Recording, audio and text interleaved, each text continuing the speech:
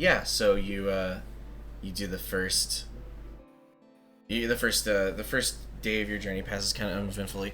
What exactly does identify? What information does it give you? Active spells and stuff, right? It's here. I will.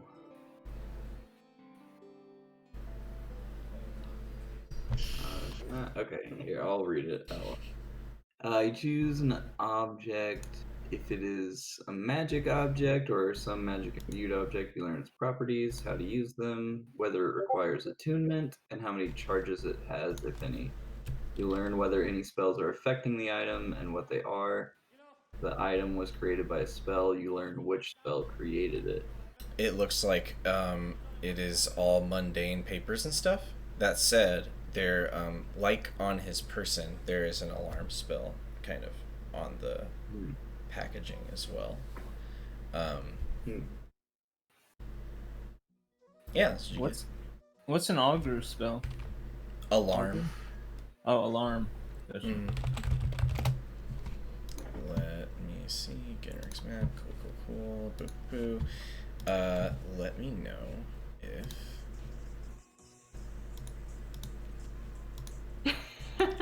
Who's playing this? This is awesome. Who can? Is it? Do I have to pull in Craig, or can someone else do that? You just whatever his command is. Shit, I don't remember. I feel like someone else did this. If you look at the side, Craig. I forget what it's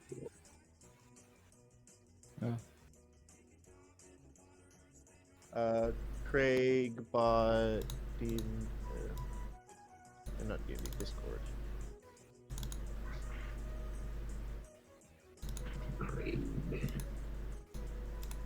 Hey. Okay. Oh, select. Here.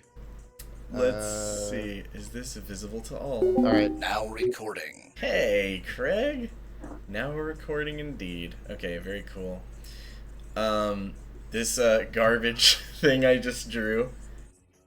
I think it looks good. Oh, you can see it though? I can see it on the stream. I can't. Oh, yeah, I see it on the stream. On Fantasy Ground. Oh, Can you okay. not look at the Yeah. stream? Oh no, I'm you not can look at really- this. You can look at the stream, I guess. I mean, actually, maybe not. Maybe not. Yeah, actually, maybe not. But let's see. Side. I'm not really peeping at the stream. I just like see if there's any comments. Yeah. Oh, is anybody watching? It says it's probably us though. I know I'm watching. That's fine. Yeah. That doesn't matter right now. We are It clearly. looks like there's two. Well, howdy, the viewers, side. if you're here. Yeah, well, that's probably still up. Generics map. What I'm really trying to do is add this. What the fuck? Let's see. Generic. No. All. Oh, cool. There's two of them. Let's see. If I drop this into the images and maps thing, is that a thing that y'all can see now? Where is it? Oh. How about this? If I do this and I say locked and I I have a important question. yes, Can people in the stream jam to Canned Heat with us? I think so. Yeah, if because the stream is sending out his desktop audio, it's whatever Corey hears. Oh, okay, gotcha. Help me out.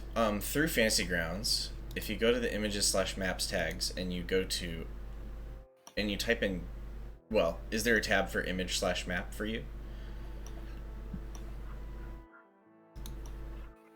Yeah, there is. Is Ginrich's map a thing that you can pull up?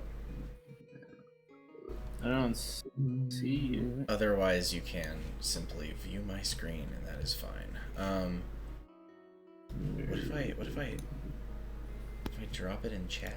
Man, that'd be cool if I could do that, but I don't think I can. Can you screen share, Corey, on Discord?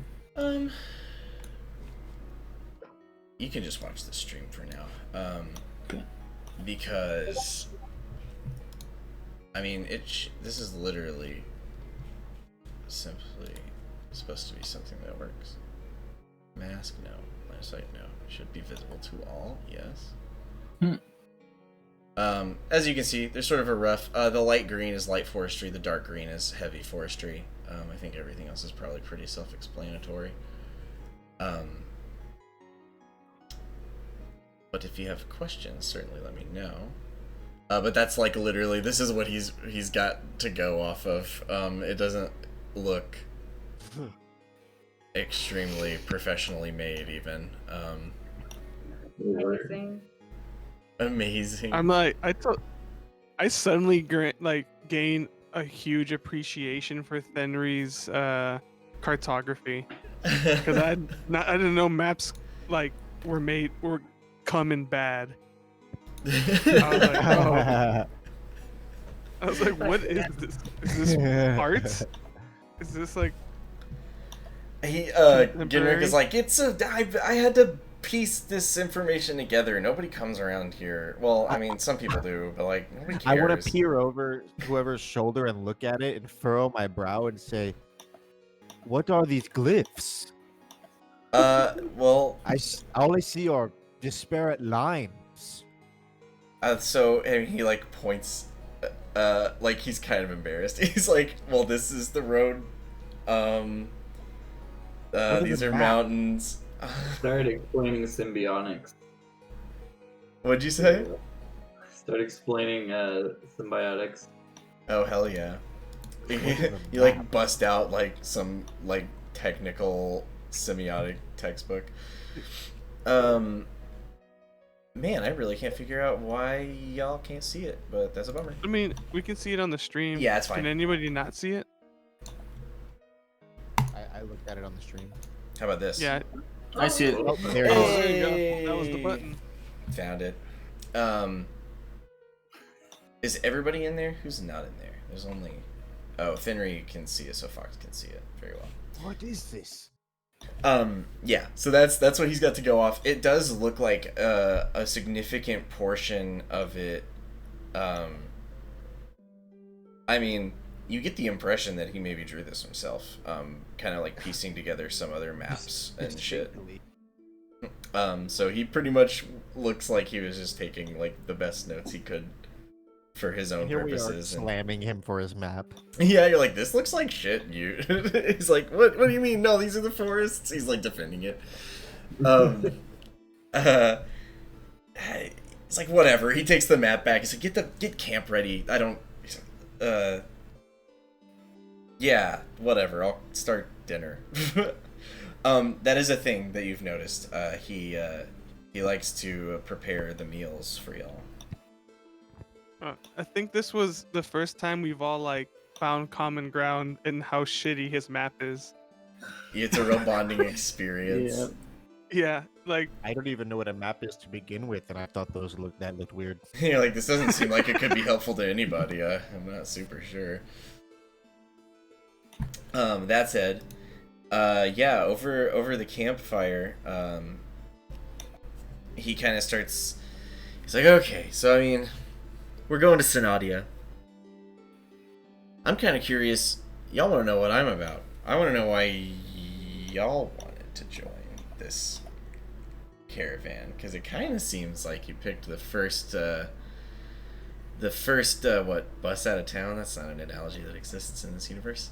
The first caravan out of town. Yeah, kind of seems like a lot of you are pretty much hopping on the first horse that you can.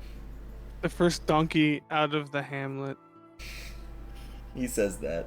Kind of sounds like y'all are jumping on the first donkey out of the hamlet. So what's y'all's story, and I'll we can share. Anybody have any? I fell here during I offer to tell my story in the form of dance. He says, "Oh, okay." Yeah. So do you start doing your kind of like bard performance or whatever? Yeah, see how it goes. Ah, Open it now up. this I can understand. Keep fucking- Thought given motion. He doesn't seem to super get it. And I'm just nodding. Yes. He can tell that you're good at what you do. I don't do that well, honestly. I do okay. I do pass. He like it's one of those things where it's like that I can tell that was something. I just don't get it. But he's very polite. He like applauds you when you're done and stuff. But you're a performer. You know that vacant look sort of that of someone who just kind of it went over his head a little bit. I'm totally okay with that secretly because I do that so I don't have to use words and tell people about myself. You're like, excellent, I'm a mystery. Yeah. He's like, well, I mean, I'm just like, I and was- now you see. I was flung here from the ever-changing chaos of Limbo during a most tumultuous battle with the Illithid. oh shit, Ugh. oh, okay. Yeah, me too. He's like, I just you survived an encounter with Illithid. Well, wait a second. Hold on, I'm gonna see if he even knows about y'all. I don't think. Yeah, he surprisingly knows what you're talking about. He's like from Limbo, the Illithid. So you're Gith. They are not from Limbo. Oh, I'm sorry, I misspoke. But you're Gith, correct? Gith Zerai. Right? Or am I Yankee? No, you're Githzerai. Yeah. Gith Zerai. You're Gith. Guardian You're Gith Githzerai. Confederate. That guy. Yankee. Anyway, I don't care. No, he's like that. He seems like kind of like intrigued, like deeply. You have heard of my intrigued. people. Yeah, actually, this is super How is- interesting. I mean, I noticed something was up because you're a little different, Green. and you caught the coin. But I didn't put two and two together till just now. That's incredible. And I mean, what, are you trying to get home or?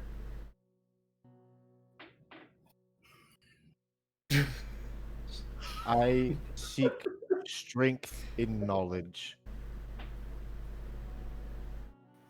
You know what? Me too, buddy. Me too. And he cheerses that a little bit.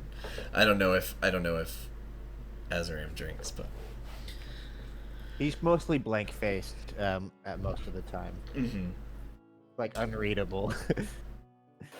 he turns to Thinri and Julia and he's like, "Y'all, I think I get it with y'all. You caused a little bit of trouble back in Salt Star, huh? you don't know me. I might a little bit. Oh, Okay, you might know me a little bit, but like you don't know me. I'm trying to. Oh, oh, that's nice. Most people don't. Well, in that case,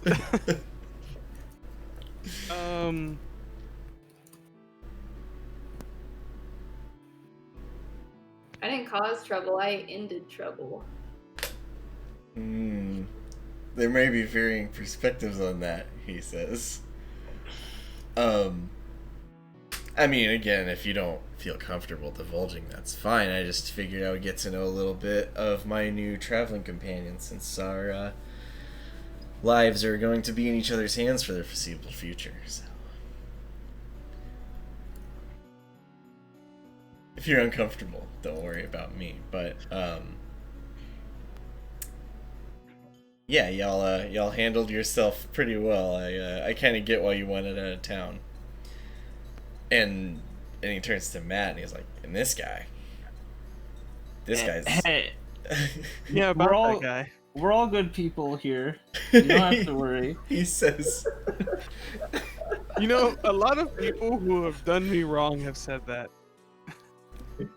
They'll.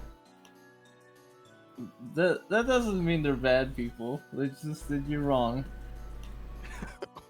Rude. "Hey, we all have complicated paths through life." Genrick says, drinking heavily. So where is Matt from, though? Did we ever get an answer about that? No one asked.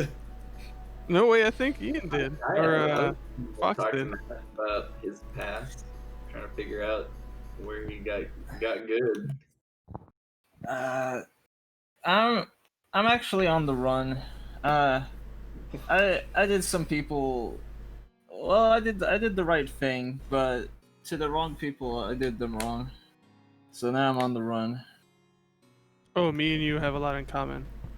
I guess if you're gonna go, I can't get showed up and keep secret if we have the exact same kind of situation going on.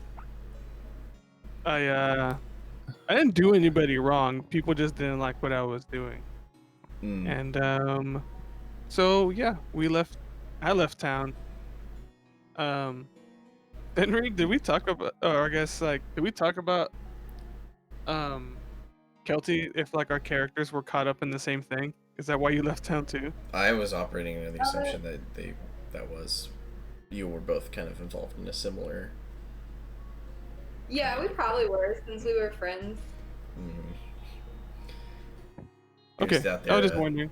Yeah, out there I don't know if I should inciting. say I or we, but yeah, you know, grew up in the salt port, you know, run with some rough crowds, start a little rebellion, have to leave town, Typical. come back eventually, you know. One day. Why did you rebel? Why did you rebel? Well, the way I look at it, there's a nature kind of, you know, growing up in the sewers, I found that there's a nature to be found everywhere, including the cities. A lot of people seem to think that that isn't the case, and I found a lot of like occurrences of nature replicating its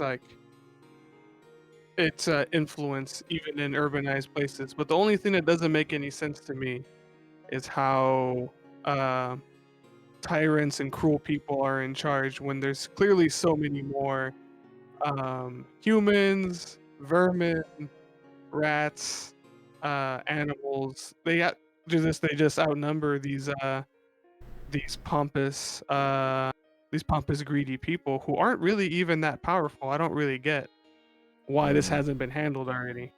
But you know, mammals are weird. They do their own kind of thing. I don't judge.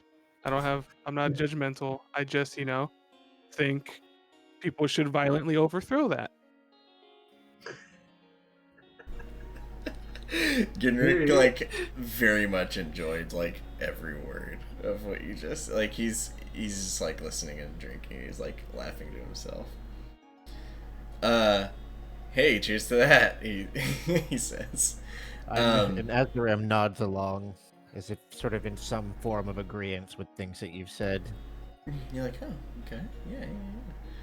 Now, that's just how there's different rules. I'm sure. What other rules? Like there's the rules of a jungle. I mean, it's always like a lion or something on top. It's the herbivores that, you know, there are always a bunch of them, but that doesn't Ginrick put them on top. Ginrick kind of says like, well, kind of sounds like maybe the lion's after you a little bit. Based on yeah, I smile. Yeah, that's right. He's like, yeah.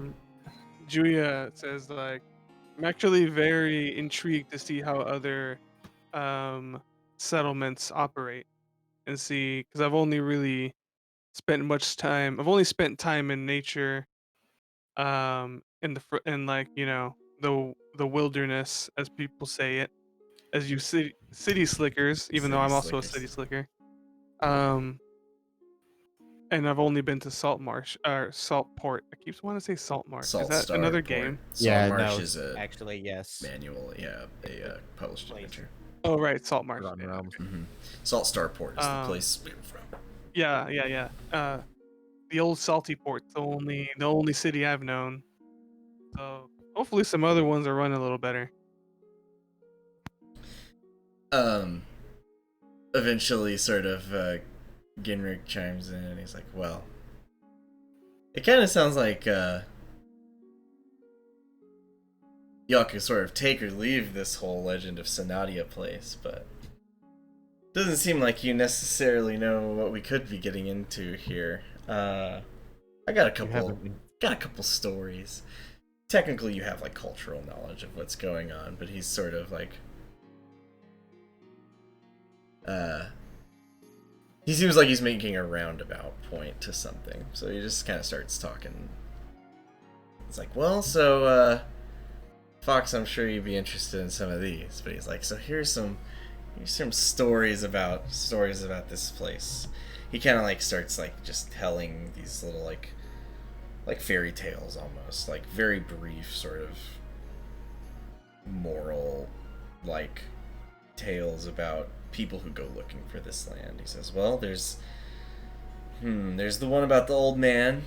He went seeking his lost youth, and he found it in Sonottia, but he grew old again returning home. And stuff like that. It's like, oh, there's the one about the orphan woman who went seeking her family. In her loneliness, she left town and went to seek Sonottia. She is never seen again.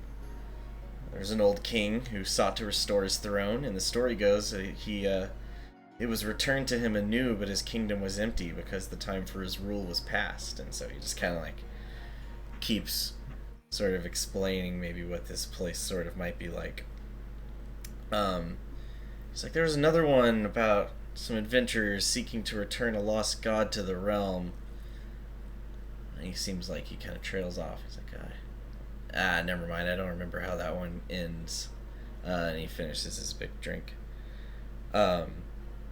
But, hey, he snaps back into focus. We're different. We have a plan. I know a guy, he starts to explain, that y'all are going to the Pilgrim and Flask, which is sort of, again, a tourist location for a lot of people who go and visit. It's more or less a novelty, like, oh, here's where Sonottia is supposed to be beyond these fields or whatever, but most people just kind of go to visit and, like, say, like, oh, I went to the place they saw the UFO type of thing, You got a guy that has a irony removal spell. No, he's like, if y'all promise not to kill me in my sleep, I know a guy who works, he's a prominent scholar at the Academy in a kingdom to the west, and he has been studying some of these legends for a long time. And I got word that he thinks he knows how to find it, but he doesn't want to risk his reputation on it, so we kind of have to be discreet. And that's why he's meeting us kind of in the middle of nowhere. But I know this guy. I've worked with this guy before. Excellent scholar, great wizard, top-notch dude. I don't doubt him for a second. And if he's right, we're gonna be made for life, basically. If we can go and come back. What's the guy's name?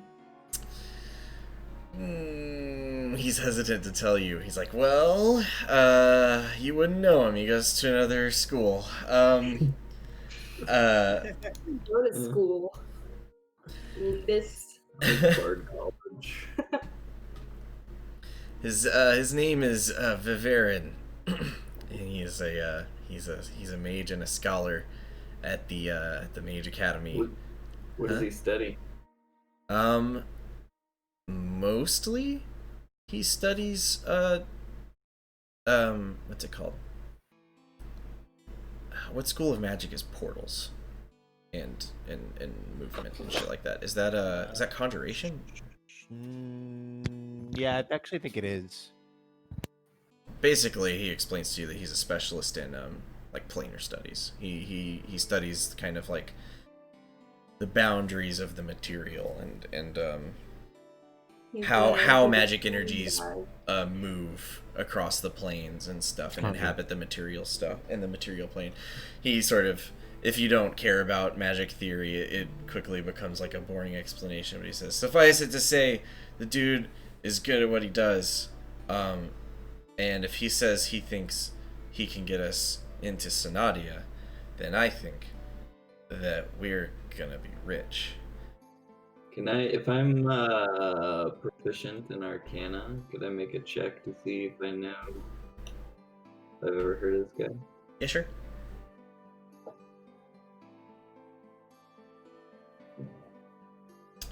Where are you kind of from? Are you just kind of like a wanderer? Do you just kind of... Yeah, I stay moving. Okay. Moving and grooving.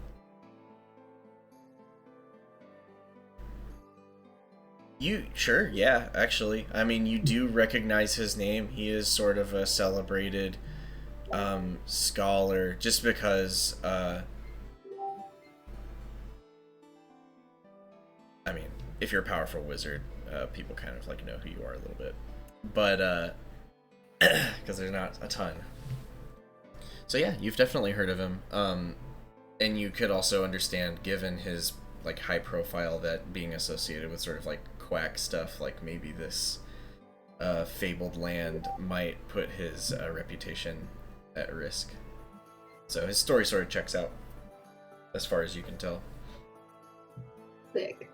Mm-hmm. Nice. I'm excited about getting to meet this guy. He has knowledge. Cool. Quiet. He's like, I'm getting a little bit sleepy. I think maybe it's time for me to turn in, but I think this is the beginning of like a great business partnership, and it might be better. He kind of like gets a little bit serious. He's like, it might be better that you aren't seeking this land out for the reasons most people do, because if the myths are to be believed, it's usually kind of a monkey's paw sort of situation here. So if you don't have any wishes to corrupt or anything like that, then maybe that it makes our odds of getting out unscathed even better. So I want to turn to Matt and be like, what is a monkey and how does its paw apply to our situation? It comes from an old story where. Hold on, let me see. do I know the origin? I offer to dance it out for him. Oh, please. It's the only thing I understand from you people. Hey, you got 12. It's not bad. It's a type of magic where there's a magical item. It's the monkey's paw. I'm like dancing to Matt saying this. Ask Fox to help me. Stories are your thing. What's the monkey? How does the No, monkey I paw work? just told you to keep going. I'm dancing. I'm adding to it. No, I'm getting it. Keep going. I guess. Okay. No, yeah. I let you just explain the concept of a monkey's paw to me while he dances, and I think I get it. Is it a real item in D&D aside? Probably not. I Maybe. mean, But probably the Ring not. of Three Wishes is now a Ring of Three monkey paw. Yeah, fingers. exactly. Yeah, You yeah, can make like, that. yeah. Sure, why not? It exists. There are legends about it. Yeah, I mean, Could also Matt sort of like struggles to make analogies and explain this to this being from a different plane completely, and then And behind him, Fox is sort of like pantomiming like I keep turning to Matt because I see him as the most quiet, and therefore I've made this leap of logic that he's the most intelligent. Man of wisdom. By the way, I'm just clapping and enjoying the show. Yeah. Genrick also rules. He's like, this one I get. This one's good. For the 23 or whatever. Well, I'm just happy that you understand. Yeah, he goes to bed for the evening. I almost asked you why. Are you happy? If there's sort of any goals you have for the rest of this day, otherwise it's pretty much on to the next one. That said, in the night, Finri, you have a dream that you recognize to be sort of a visit from your, what's it called? Your it's not your patron. It's like a Guardian. yeah, your guardian. Yeah. I'm sorry, you're a little quiet. What's up?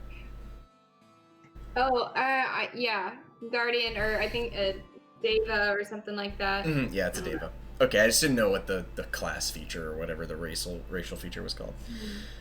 Yeah, so you're while you sleep, your dreams are filled with kind of like uneasy visions of swirling clouds, thick and dark, lined with edges of warm gold sunlight, and you feel the twisting earth beneath your feet. To the east, a sunstorm advances, and where the cloud canopy recedes, the bare sun scorches the earth with bright rays. Even for a sunstorm, the heat and light are unbearable. As the curtain of brilliant light approaches where you stand and washes over you and threatens to consume you like no other sunstorm could, the light and heat diminish and then part around you. When your eyes adjust, overhead the sun hangs obscured by a full eclipse, and the high winds of the sunstorm roar in your ears. Somewhere in the winds you hear a familiar voice, which you recognize to be your guardian, telling you, "Go now, child of sunlight, and return order to the firmament so that all things may again grow."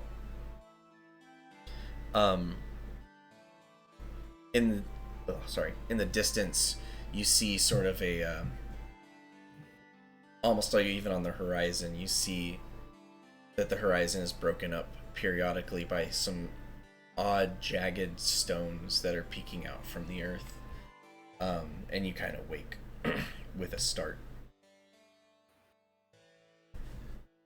Fuck. That's cool.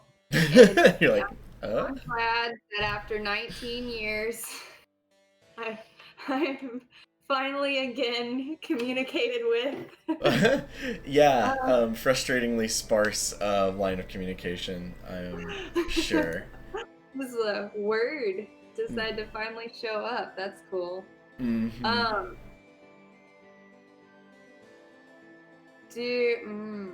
The jagged rocks, is that anything that I could have interpret being on Genrik's map? No. Nothing on the map appears, because they weren't like mountains, and they didn't appear to be even like enormous.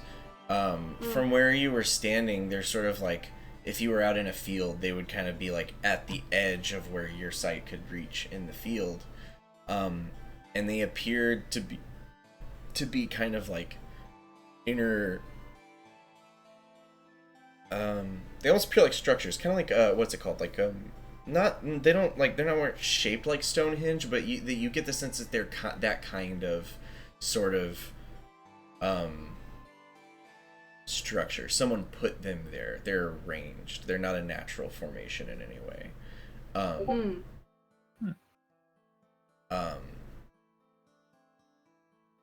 Yeah, and that's sort of the detail that you glean Have I from ever that. heard about a structure like that existing? Can I roll? You can certainly Perception? roll a Or related would that knowledge check. Sorry? Insight. Perception or insight? Or does it not? Neither or of those history? would super Either. apply. You might know something with history, yes. Okay. You can roll history. Not That's your worst one. I know, but Yeah, there's you know? 20 there's 20 possible results. You never know. Boom. Hey. Yeah, you actually kind of associated with these sort of journeys north to find Sonottia. One of the common details that people who do make it back talk about, they mention these sort of odd waystones. There's like a row of them across the plains to the north, and they they're like kind of this smooth, dark stone that appears to be like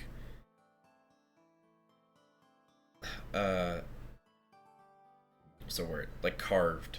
I don't know why I forgot the word carved. Like carved into these odd geometric shapes that aren't exactly even super symmetrical. It's not like platonic solids, like where everything is very evenly carved out. But at the same time, there do seem to be like an intentional design to these sort of like oddly shaped, smoothed out stone structures that are kind of like arranged in this row across the plane. And people describe them as sort of having an odd, disorienting aura or something. Like they feel uneasy being around them, but there was no obvious like origin or purpose for them, and like nothing bad necessarily ever happened to anybody because of the stones, but even nevertheless they kind of carry this sort of strange, disorienting kind of feeling being near them. And that's the first thing that you kind of think of that comes to your mind when you're kind of reflecting on your dreams in the morning. Nice. Well, so you get the sense at the very least you were asking for some sort of prayer for guidance to see, like, you know, where you needed to be headed, and your suspicion that this caravan and this journey might be related to your divine calling, or whatever you think of it as. It seems somewhat clear to you that there is kind of like a hand of or destiny or something, kind of like nudging you in this direction. Like you do think that that's sort of, it affirms your instincts that you're going towards something you should be going toward. Sorry, I didn't mean to cut you off though. oh no, you're fine. I was just gonna say, like, I assume everyone else is awake, or did I wake up like? You woke up in In the the morning. I If was they gonna aren't say, awake like- yet, they will be. I was gonna say, like, I might have already been awake, maybe like sort of meditating, and like I might have noticed you pop up with a start, and I would just say peace. Cool. Yeah. No, I tell you all about it. I don't. I was like, oh shit, y'all. You gotta hear about this. Had a crazy dream last night. Crazy dream. Tell me about it. I relay what was said. Oh, I wanted to hear Benry's version of it. Brain too stupid. Yeah. I have it written down. I can PM it to you if you would like. Yeah, that would be awesome. I was kind of like, oh, this is for her. I'm gonna look for more music real quick. Oh yeah, go for it. No, but I tell you all about the geometric structure and the stones and the carvings. Would Azarim know anything about that, or were they built by, like? You don't know. If it's something of historical significance for like this plane of existence, you can probably count on me not knowing about it. Yeah, that's fair. Yeah. All right.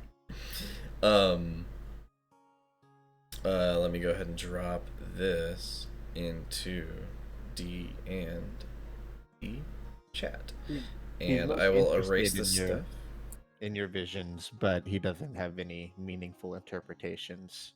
Just the only thing he says, like when you finish, and says, "Learn to see the whole, or be blinded by the truth." Learn to see the whole. All right. Or be blinded by the truth. Takes that very seriously. Hit him with say your famous line. Which teaching is it? God damn it! Now I can't even think of it. Endure, and in enduring grow strong.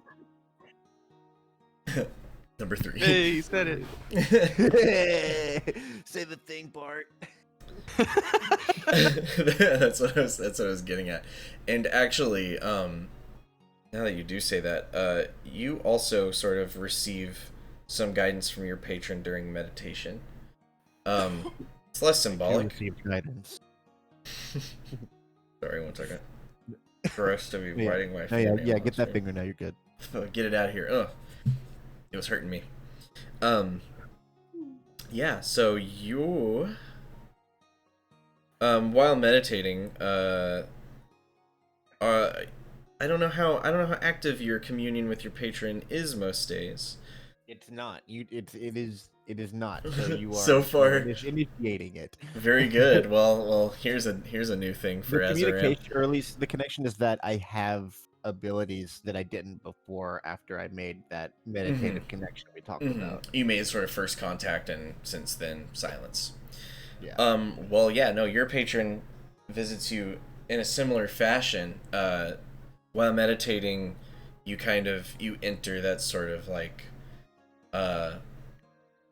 loosely conscious mental state where your mind wanders freely, and you're not really Transcendental meditation. exactly. It's you are observing your mind and not steering. And in that space, while meditating, you see before you sort of like the endless stretches of limbo swirling, and they blend and become this sort of cosmic grand picture.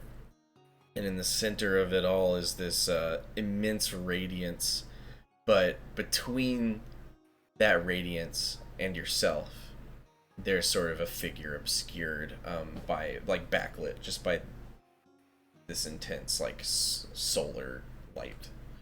But that figure, that shrouded in radiance, begins speaking to you, and he tells you pretty much directly, like,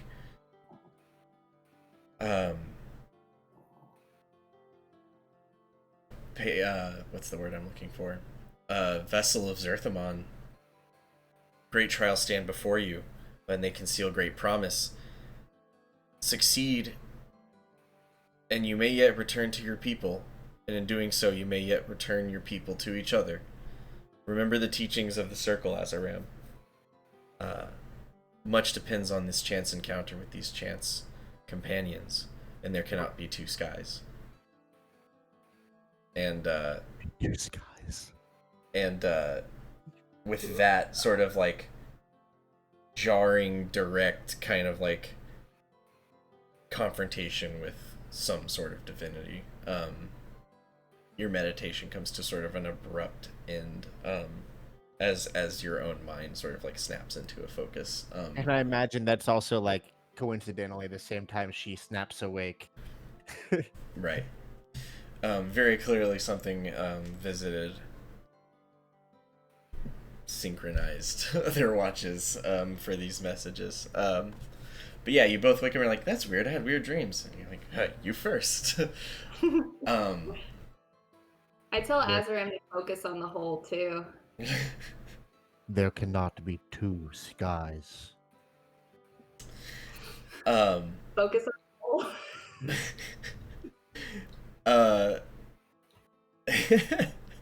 Yenrik kind of interrupts, and he's like, eggs in a basket? And there's an egg in the middle of like a hole in the bread that he's sort of preparing. It's like, how about, does this work? Is this what y'all are talking about? I thought this was called bread. Yes. I know what a basket is. I thought it was called eggs in a cradle. You can also call it hobbit Thank food you. or something, but that's kind of racist. You could also just There's say like thank 20 you for breakfast. There's a million names for this breakfast item. Yeah. Toad He in the presents you Yeah, skillet. toad in the hole. That is somebody here's favorite version. Toad in the hole? No, that's like the British like common name for it, I think. Why are the Brits so weird about this stuff? Why would they call an egg a toad? You don't like that? I figured you'd No. like that. Why do they call chips crisps? I love it, but But I am still confused. yeah. Toad in a hole sounds like military lingo, not like Toad eggs in a hole basket. sounds like something you do in the bathroom. But yeah, basically Ginrick offers you all breakfast as you're getting up and preparing for the day. He clearly was like listening to y'all's conversation, but he doesn't really interject or anything. Correct. You can tell, however, that he sort of eyes both of you kind of with a new sort of that's what I'm looking for. Interest? Intrigue? Yeah, the mixture somewhere between intrigue and like respect or something. Like he's clearly like reevaluating, right? The both of you, because you were already, you know, interesting on your own, but receiving kind of divine visions both in the same night is not super common. So he's like, "What am I? What am I like that witnessing?" we are apparently in a world where people are able to just willingly and readily accept that someone who says they just had a vision of some kind isn't insane.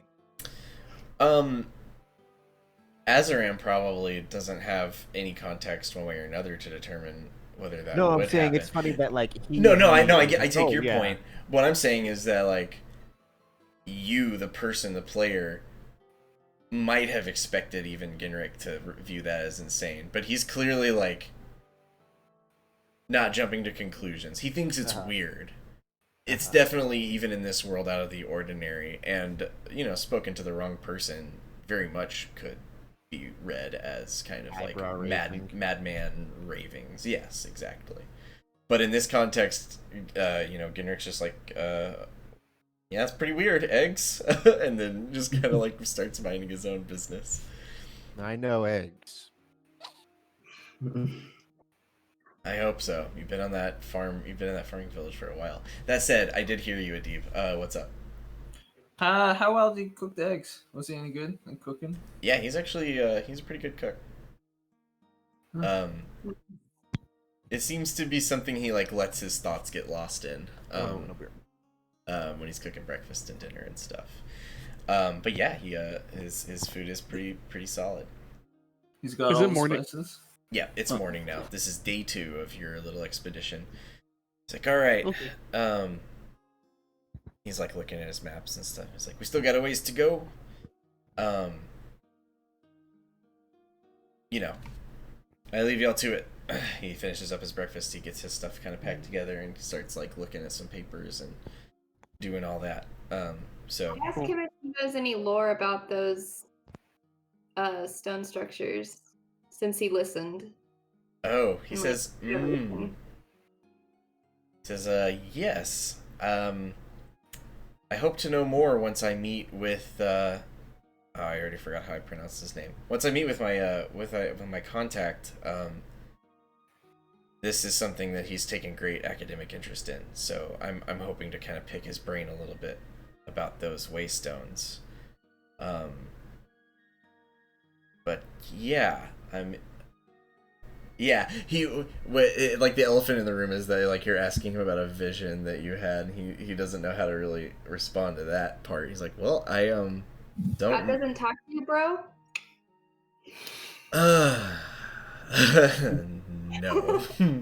No, no, God certainly does not talk to me.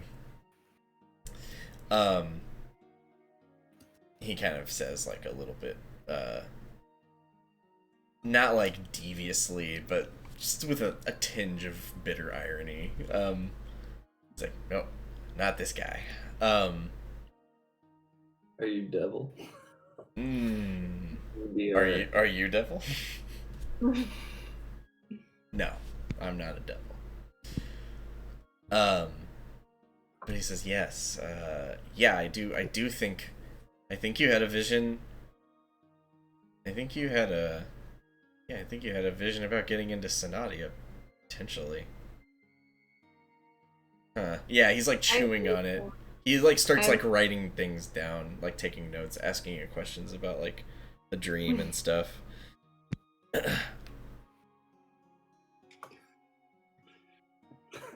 Yeah.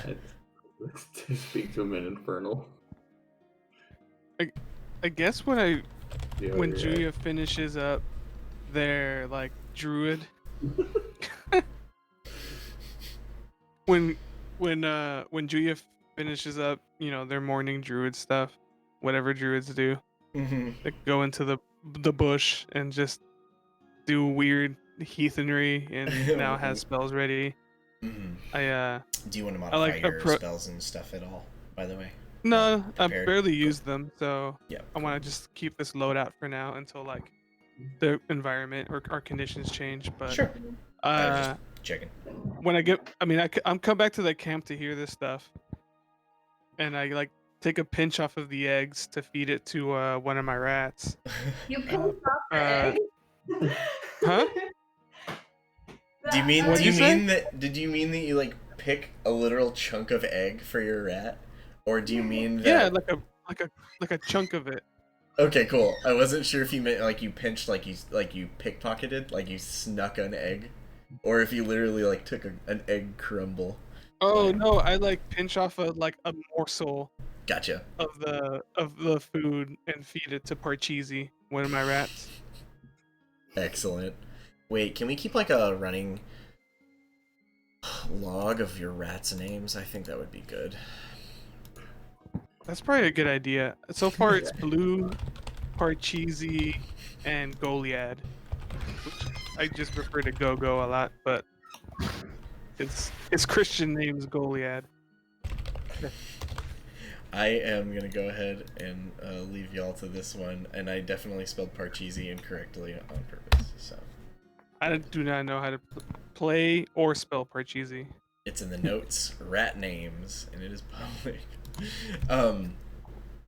Very I cool. like it. I like it. But I asked, did everyone have a vision but me? Genrick pats you on the back. It's like, not me either. That's Oh, okay. how. No, that is the unique thing about you. Is that you don't have visions.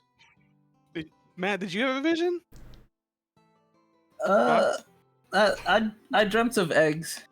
And here they are. Amazing.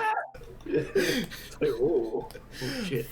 Holy shit, that's kind of the great. That's very directly clairvoyant. Yeah, that's a class feature at that point. Like, I focus way more on your dream than the other ones. what? Eggs? You dreamt the eggs? Very good. So yeah, basically, the day has begun, or whatever. You all sort of had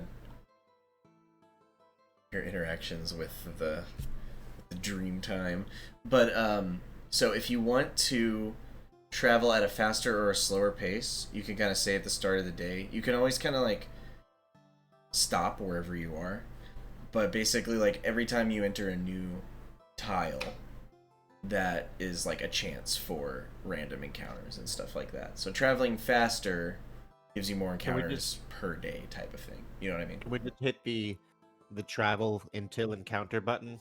Yeah, totally. Just follow road until encounter. Yeah.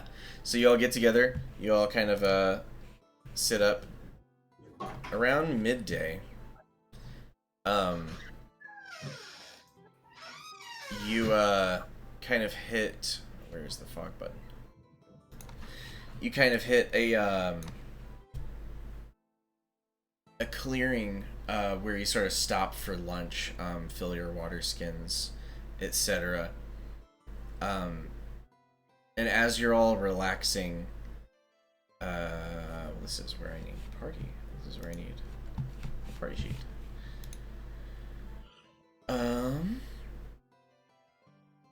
Oh, that's your AC. Even so, Julia notices something in the bush. There's something in the bush. Stirring as you're all kind of sitting around eating. Is this another type of food? Something in the bush? You don't think so. So, go ahead and put yourself.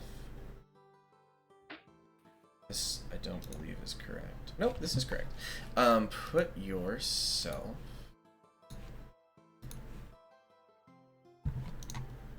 Can you see this new map? No. Yes. No. Okay, cool. Drawing layers. I mean, it should be shareable. I'm not sure. Do I need to drop you onto it? No. Oh wait, maybe I do. Maybe I do.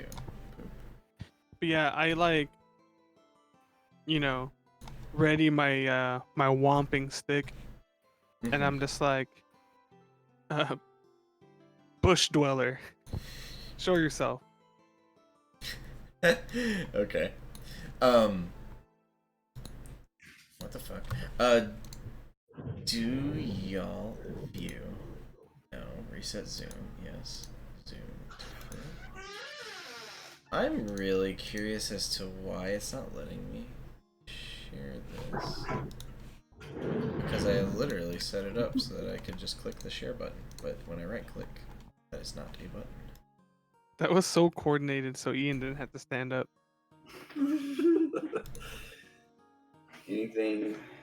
Anything to not stand Is for chumps. Yeah, you still can't see the map, correct? Nope, only on this stream. Though, Only not on looking. only on the Discord. Yeah, only on the stream. This is odd. I literally just did this with another image, so I'm not sure why it's not letting me. Imagine if people like. April seriously- has such goblin energy. It's like, Let's try this. Yeah. Is she's a April goblin. a goblin or a kobold? She's a goblin. Full Yeah. stop. Huh. Well, what's the deal? I He created gets it. like Oh. even more goblin-y. Oh, it's as because the I locked it. She's an elderly dog. She's just gonna be full goblin. Here's this. Full goblin, no dog. Okay, now it should be good, correct? Let me see that goblin. Yep. We can see Y'all it. are on it? Okay. Sort of, however you think y'all would kind of sit around here for lunch and shit. I like where I am. Cool. Where Very am good. I? Oh, okay, I see. Huh. Yeah, you're like behind a rock. I'm way over there. I would like to be over here. I'm Can- in the water a little bit. Just chilling. Oh, nice. Literally just fucking getting wet. Just curious. Y'all can see Genrick, correct? Nope. No. No. Interesting. How about now? Yes. Awesome. Yes. Yes. Is that what he looks like? Oh my gosh, that is not what. No, it's just that one of the other ones that's actually in there for halflings. He's got kind of like loose curly red hair that he kind of like ties back, and he's sort of in his That's what I mid 30s. thought. I was like, Yeah. wait. This is No. not- The only common feature with this guy and Genrick is that they both tie their hair back a little bit. He doesn't have weird chops like this, and he doesn't play a flute. He doesn't play a flute yet. There's always time. No, he could always learn how to play a flute. That said, Julia is like, show yourself, plant dweller.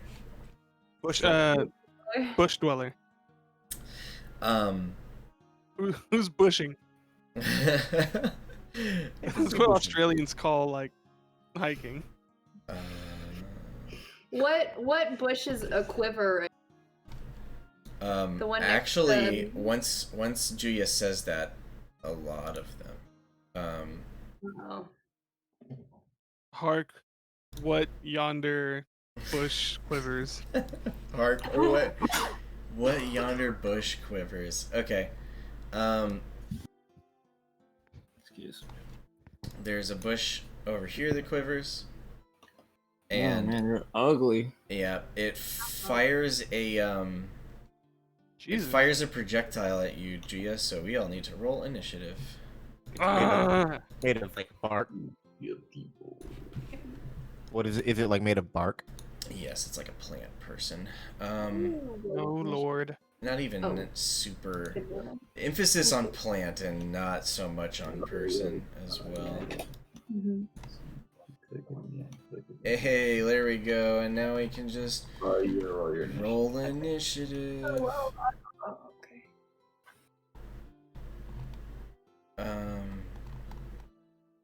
Oh, does it roll group initiative? Interesting. Okay. Yeah. Cool. Did my initiative not roll?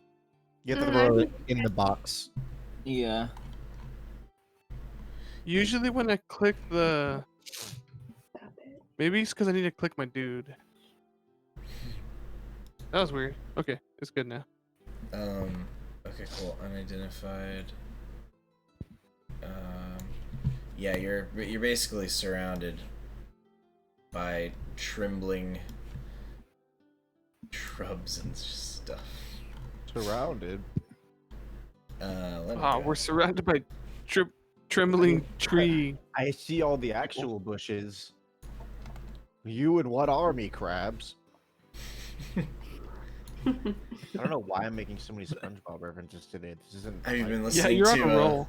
Have you been listening to what's it called? Ween? Ween. Yeah.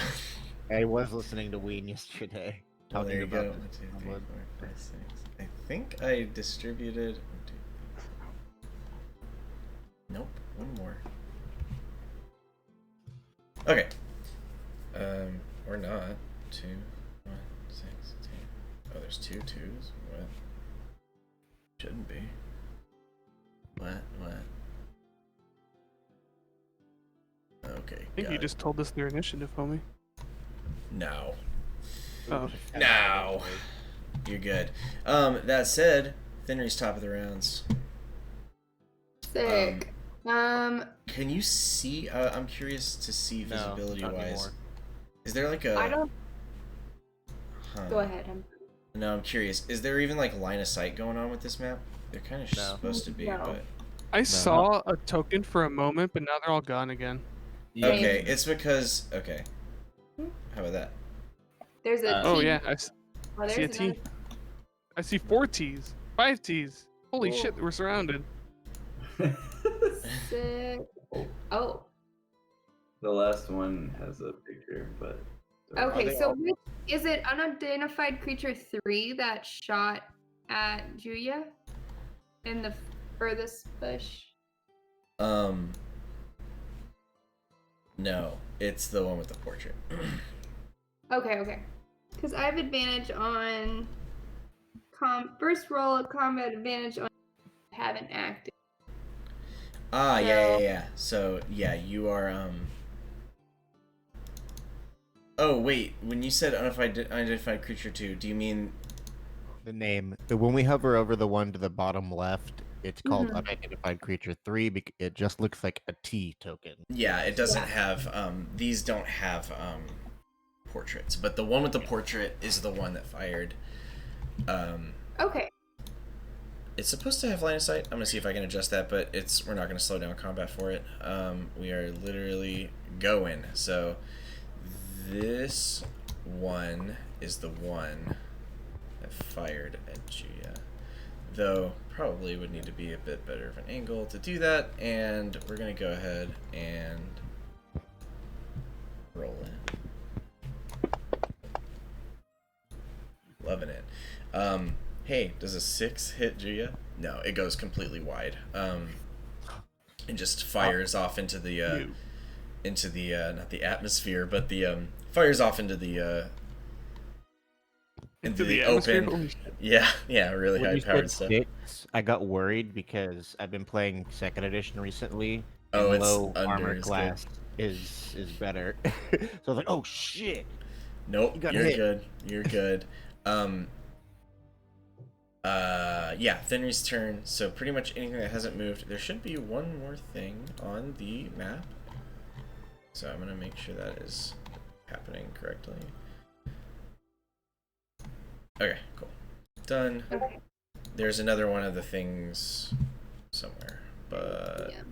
it's I all see you deciding what you want to shoot at. Yeah, I'm gonna shoot at the token that is 2 squares to my, looking at the screen to my left, unidentified creature 6. Yeah. Yeah. Is it with advantage, or are you just rolling twice? Oh. It's nice. advantage because it hasn't done anything yet. So dirty 20. Yeah, dirty 20. You nailed it. It deal the damage. 10. Bra. 10. I think you killed. Fifteen Let me not just say that out loud. Yes. That one. It's a twig blight. You killed it. It is not alive. I don't want to delete the token. We'll do this. Upside down is dead. Okay. Yeah, a bush stirs. You fire on it. You pop it. That weird humanoid. It's basically like well, wait. I can literally just pull up the text box. Huh? It's basically a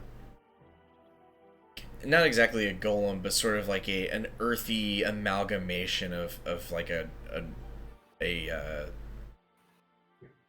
fauna of some kind. Like it kind of has arms and legs. It doesn't have musculature or anything. It just kind of has these twisting sort of like clumps of twigs and dirt and stuff and patches of leaves that kind of like vaguely form a humanoid shape. It's an awakened plant that resembles a woody shrub. So basically it's just kind of like a shrub that's kind of like walking around in a vaguely animalistic fashion. That's so cute and creepy. Well, it's none of those anymore.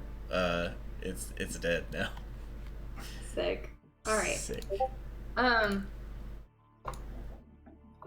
Yeah, this is supposed to be on visible. Yeah. Use walls. So y'all are telling me. You're telling me that there's no line of sight going on. No, there isn't. No. At all. What's the deal? Don't care. These are all What do you mean by line of sight?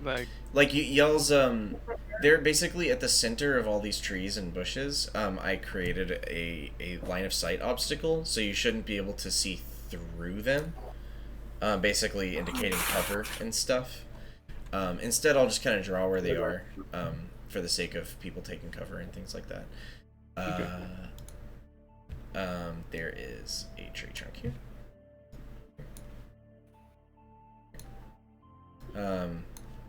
If something is in between you and these kind of tree trunks, then oh, okay. I that's see what like- you're saying that's now. like I just cover. happen to be in a spot where I can literally see everything.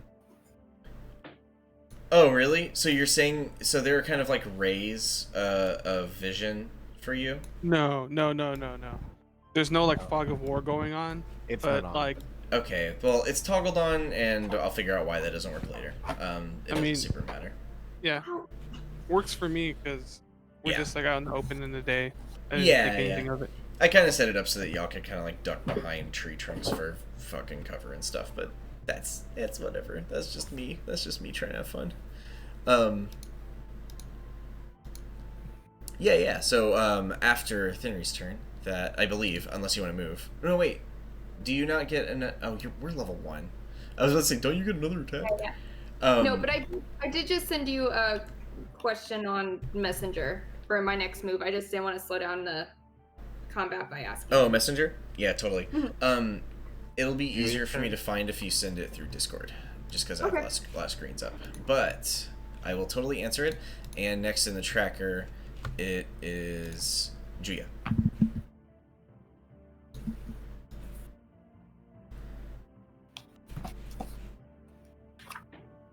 You gotta use your microphone. Is it not working? No, I just forgot about it. I'm just Oh. thinking about what I'm gonna do. I can't see y'all because I'm talking out loud, but I nothing. saw your important. lips moving. I was just kind of like, oh shit, it's my turn, and I was like looking. That's all y'all missed. I'm going to for sure. Yeah, considering this thing's made of wood, I'm gonna create bonfire right under it. Oh, nice. So I figured this out by the Oh. way. Real quick, is it take an action to roll like a nature check? You know what this is? Skill checks are a full action, yes. That said, You're pulling the Discord on your phone. Mm-mm. I feel like this is kind of like a. This will be fun. What's your passive knowledge nature? Yeah, that works. 10 plus whatever it is. Mm-hmm. Yeah, let me pull up my skills. That's cool. Wait, what? That's it? Why? Whatever. never- I'm gonna go you with did it. not It's actually- 12. With a 12, these are extremely not common, but they're called blights. They are sort of concentrated. These ones specifically, the one that Kelty just calls a twig blight, and they're basically kind of like corrupted magical energies that kind of coalesce into just run-of-the-mill plant life and animate them. So it's just kind of like a vaguely, not even necessarily sentient, but kind of like it's an animated malice that takes on plant Cool. form. I like turn to the party, to everybody. I'm like, we're being ambushed by blights. They call them because they're a blight to nature. Get it? Got him. There's some history. There's some nature knowledge. Enemies? For You what? said your passive was 12? I 12. asked, enemies? Yes, not friends. I nod. What were you gonna ask? The other one, the one that fired on you, you recognize to be a needle blight, which is basically, it's the same thing, but it's sort of like a more concentrated malicious energy that takes a more distinctly humanoid form and has like more you just know it's a bigger threat. Yeah, is it like made from like a mesquite tree? So it's got like all these like needles on it. Before it moved and started firing on you, it kind of just looked like a twisted knot in the tree. But sort of as it kind of got up to take action after y'all sort of settled into this area, it took on a more distinctly and obviously human form as it sort of like uncontorted its body. But like the others, it is a magical kind of corruption of natural growth into it is a maliciousness that uses nature as its vessel to take shape. So Gotcha. Okay. Yeah, I'll cast Create Bonfire, which is verbal somatic. So I do a hand thing and I say some stuff in Druidic that sounds like. flame of voodoo. It sounds like, fire crackling and whatnot, and a bonfire appears under him, and So I and found they have to make a dexterity saving throw. very cool. I found a kind of quick way to use the pointers. If you right and left click, you can create a non-permanent pointer that you don't have to use the menus. Thank God. Yes. So yes, exactly. Really? So this one, you're lighting a fire. Wait, that one's dead. Wait, what do you do? Oh, I Um, see. Right and click left at the same click time. at the same time, starting on your character, and you can kind of make a Oh, pointer. thank God, dude! This program is so unintuitive. There's a lot going on in it for sure, for absolute sure. But yeah, so that's Fun for us. the more we play with it, the better it'll get, obviously. Is there a way to like? Okay, but I'm gonna throw it right here where this guy is, where this fella is. Which fella? Do you not see my little stick, my little pointer? You have to drop it, I think. Oh, Hey, there we go. Yep, that guy right there. Yeah, What? you weren't is- kidding. Every little step of this program is. And then you got to middle click, or you got to click both of them again to get rid of it. Okay. I can also get rid of it. That Yeah, said, I figured that part out. So What's the yeah, make save? a DC 13 dexterity save. Dexterity save. But you won't. It fails. Takes 1d8 fire damage. There is now a fire on that square, correct? Yep, a bonfire. Go ahead and roll in the damage for that. Bonfire. And- 5. There is a way I know for you to be able to like directly, like, there's a way for the program to interpret which creature the damage is supposed to go to, but I'll just apply it until I figure that out. That's my job as DM to figure that. HP 8 damage to Needleblade 2. Wounds 8. Awesome. That would make it, unless you want to move. Would you like to move?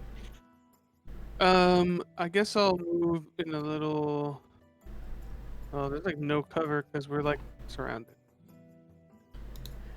Any of those, any of I'll those move right trunks here can be just covered. to kind of help homie out right here. Actually, I was right here. 1, 2, 3. Yeah, I'll get like right here just so like I can get a little bit out of the center. Mm-hmm. Oh no, I'll be here. I want to protect homeboy that hired us. Yeah. Also, I dropped Great Bonfire on that needle blight, and something happened, and I don't know if that's helpful, but there's like a little symbol Yeah. now where he is. I saw that. I mean, that there's a little marker on him too. I believe. Oh, very interesting. Cool. Well, I'm learning something new every time I look at anything. Yeah, totally. He's on bonfire. Remind me, create bonfire is the first time you start or enter that square, right? So like at the beginning of its turn, Let it'll me take open damage it up again, or is it end of Yeah, turn? like right now he takes damage, and nope, I'm looking at the wrong thing. Sorry.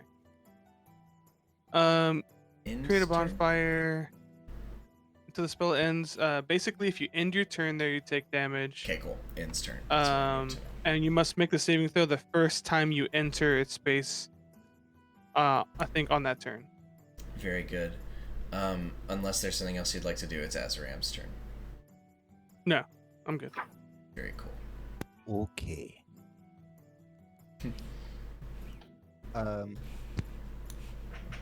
I am going to twiddle my fingers and send an Eldritch Blast towards one of the larger ones.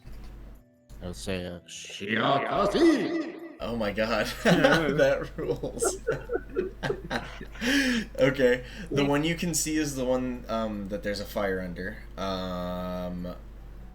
You also passive. Let's see, passive perception real quick.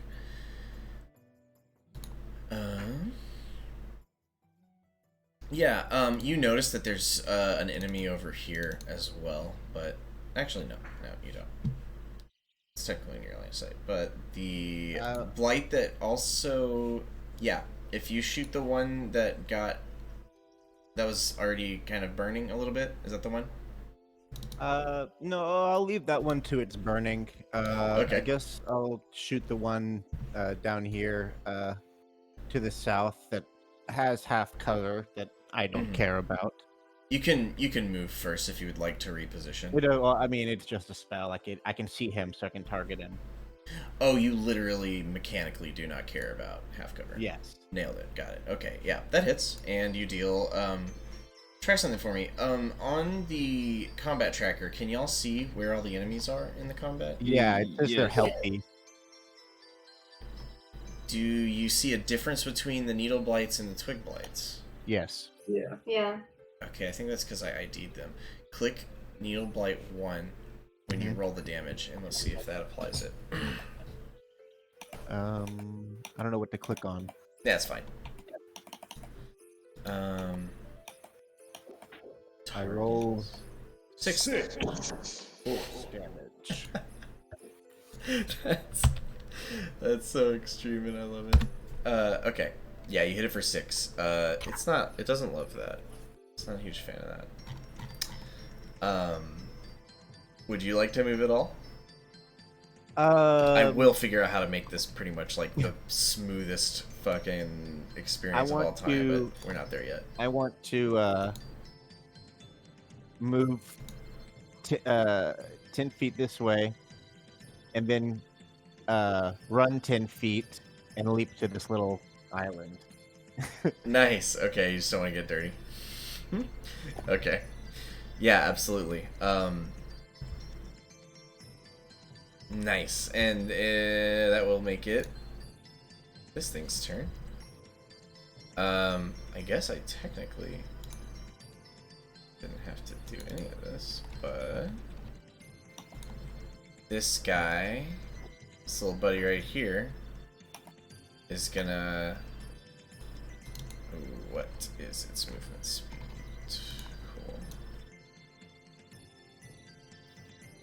Cool. Okay, yeah. It is going. No, don't care about that. It's gonna run right up here, and it is gonna make an attack at you, Thenry.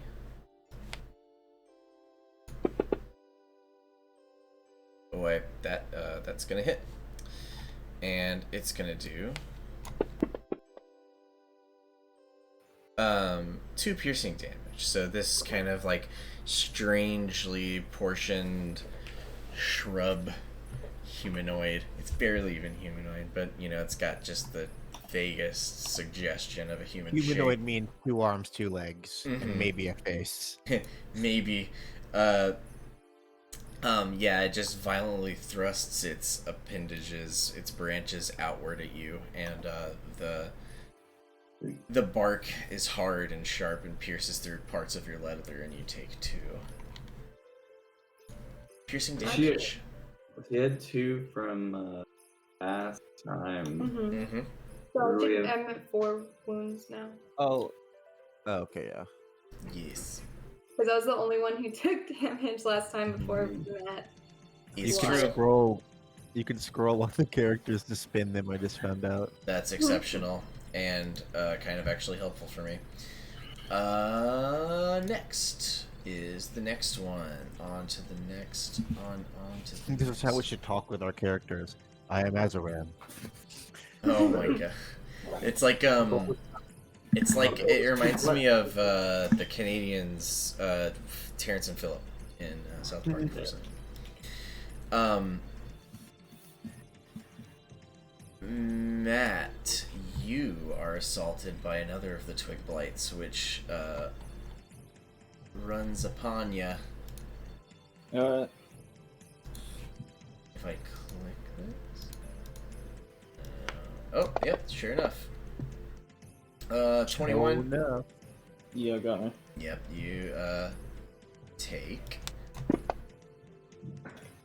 3 piercing damage as it yeah, just basically it's these things are not even super coordinated or dexterous or anything. They kind of shamble up to you and just like thrust their entire body weight forward into these like clumsy gouges with their hardened sort of bark extremities.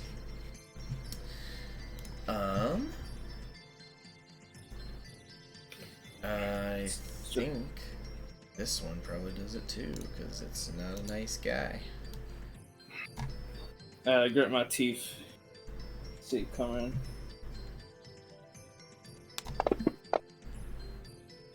$16 hit? Ooh. It matches it. Meets it, beats it. Okay, so... Or AC is a DC. Anyway. Yeah, no, just barely. Some of its, your armor deflects it, and even so, the kind of, the barbs pierce through the kind of small gaps at the joints and stuff, and you take an additional 3 damage.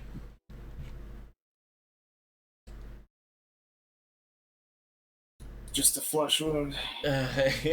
Just a couple flesh wounds. Why does it do this every time? Okay. I've always wondered, is that statement just like acknowledging it's like, it didn't hit any organs, I'm fine? I think so, yeah. Yeah. Okay, very cool. I always wondered if it's that or like, oh, that's mentally traumatic. I like that interpretation though.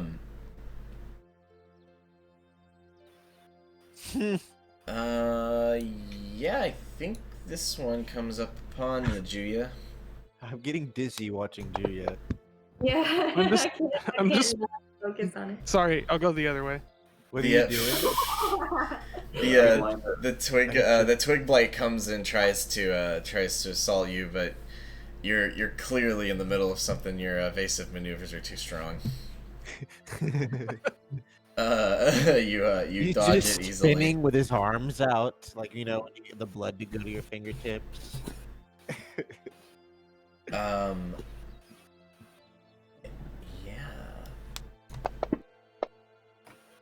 Once again, you completely evade this next one that comes and runs at you from a separate bush. This one I believe is took like what? How much damage? Like more than it had. It's dead. Big Bite 6 is dead.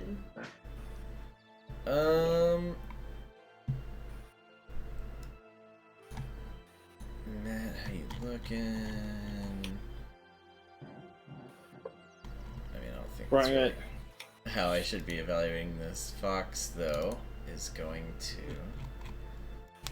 be targeted by these little shrubs. An 8. I'm assuming that is a miss. Yeah. Okay. Barely. Barely. No, wait. What's your AC? 12. Oh, okay. That is a little close, but I was assuming barely sounds like your AC is 9 or something. That said, it is your turn. I am going to sidestep behind Matt here. And I to Note that this little pond is rough terrain to move through, just because it's like kind of waist deep waters or whatever. Well, then I drop down in it. Cool. Just letting you know. I tell him that we burn Vicious Mockery. Tell him that we burned his mother last night for firewood for kindling. That's cold-blooded. Holy shit. Alright, roll it. Oh, is it a safe? Yeah. Which one? The one that just attacked you? Yes, so 7. Does it know languages? Yes. Sorry, did you say 7? Is it a wisdom save? Quick Blight 7. Oh, It's, got it. DC 14. Wisdom, right? Charisma. Wisdom? Yeah, pretty sure it's wisdom. I can click right here, can't I? I sure can. Yeah, wisdom. Oh my gosh, everything is at my fingertips. It fails. Do that. Oh, nice. Okay, so if you drag it over to the token, it does that. Oh, okay. We need to try that with the damage. Nice. Very nice. Okay, yeah, hell yeah, that's exactly what I was trying to figure out. There is a peripheral effect as well with this, right? Like it receives some sort of Yes, I think it has... disadvantage on its next attack roll. Yes. Nice. You made it sad. You don't get the sense that, well, one, it clearly understands you and can understand language, but it kind of like has this sort of extremely like disjointed way of responding to stimuli. It when you say that, it sort of begins to shudder and tremble, kind of like you hear all the creaks in the leaves and rustling and stuff, and it vibrates kind of in a way that you interpret both as fear and anger, and it sort of hunches and bristles and focuses on you in its anger. Are you good with where you're at? He already moved. You can split movement. Yeah, I'm gonna stay here. Cool. While the player mentions this. Okay, I just wanted to check something real quick. That said, this guy that's been chilling way back here,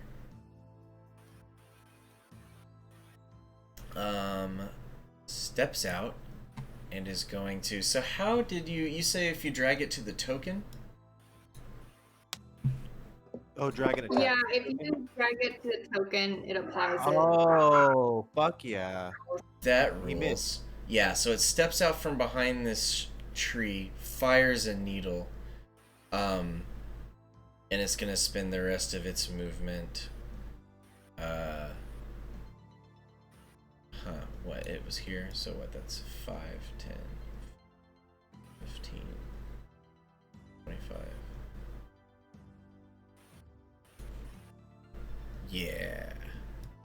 It'll come around over here. And it's chilling behind this tree. Awesome. This is incredible. I can do it. I feel great. I feel like I can see. I can fight. there's a clip of Piccolo after he fuses with a nail in Dragon Ball Z, yeah. where he's like, "Oh my god! Oh jeez! Oh, it's so good! I feel super super duper!" Like he's just saying the corniest shit. Like I can barely exaggerate how corny it is. That said, the needle blight again. This one up top. They don't. Well, for one thing, it's on fire because of Juya, so it's gonna fire on Juya. It is a hit. And whoa, really? Okay, well, good luck. What is your AC? You don't. Do you have your shield on? Does your AC by default have your shield equipped? Yeah, I have my shield. Okay, cool. So it's a hit even with the shield on. Got it. What'd you get?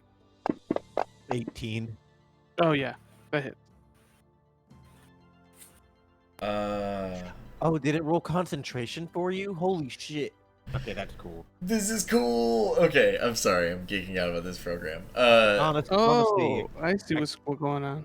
I have System Shock triggered. I don't know exactly what that means, but you seem to have rolled a second success. edition thing. That's a second edition rule. Oh, it must. Yeah, it must be because the rules, the rule set is like kind of agnostic. Well, it says. No, you roll. I loaded in 5th edition. Well, I guess there's a toggle for System Shock and I accidentally put it on. Oh. Anyway, well, whatever it is, you succeeded on that roll. We're just going to ignore it. You succeed on your concentration check, so if you want that fire still there, you take 7 damage from the needles. It kind of like violently flings its arm, and as it does so, at the arc of its motion, the arm sort of detaches and breaks into these kind of like spiny bark protrusions that fire in your direction. They hit you pretty square. You take 7 piercing damage, and then it steps behind this tree. Oh shit, Oh are dang, you okay? he even did the HP for me. It Yeah, sure did. are you okay? No. Yeah, I didn't think so. It's gonna be a rest after this one. That said, it is Matt's turn. Alright, let's do it. I pull out my greatsword and then I attack this one on my right. You say I'm mad or I'm Matt? I'd like to describe what just happened a tiny bit better. That thing is absolutely also very on fire, and it's not happy about it. Bloodied for sure. Did it move out of the fire? Yes, the fire is still currently. Oh. I wish I had tokens for this, or something. Effects, maybe? Oh well, at the moment, we're going to just draw. Why is it saying, why is it clicking Matt there? I don't care about Matt's token sheet. Whatever. Oh, yeah. There is a fire here. Awesome. So yes, Matt, your turn.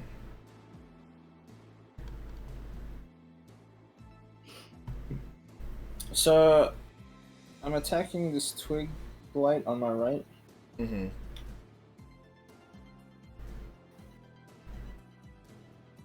Do you see the Instant chat?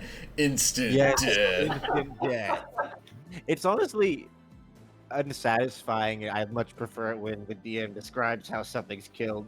No, I mean, I still will. I mean, this is helpful to me just as like a little fucking info hilarious. blurb No, because I'm just thinking of the implications of all of this and how you could almost just run it like a video game. It's crazy. yeah, I mean, if you totally wanted to, you could.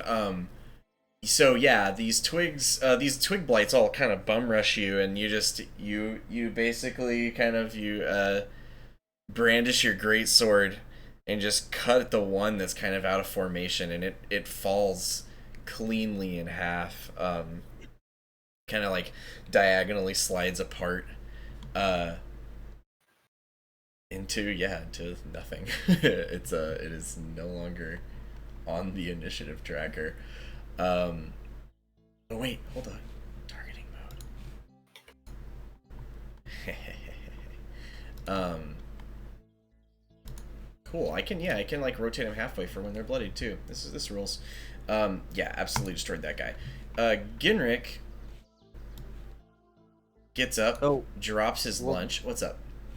I don't know if you see this on our combat tracker. It says whether they're healthy, heavily wounded, or dead. It doesn't give us their health total, but it gives us a vague approximation of their HP. Awesome. That's very cool. I'd like to see y'all's end of it so that I can like mess with stats and stuff to see kind of like what the best way to create the interface would be to run it. But no. Yeah, that's awesome. So yeah, Ginrick drops his rations. He's a little slow on the uptake. He's like, wait, what? Holy there is a blight to his right.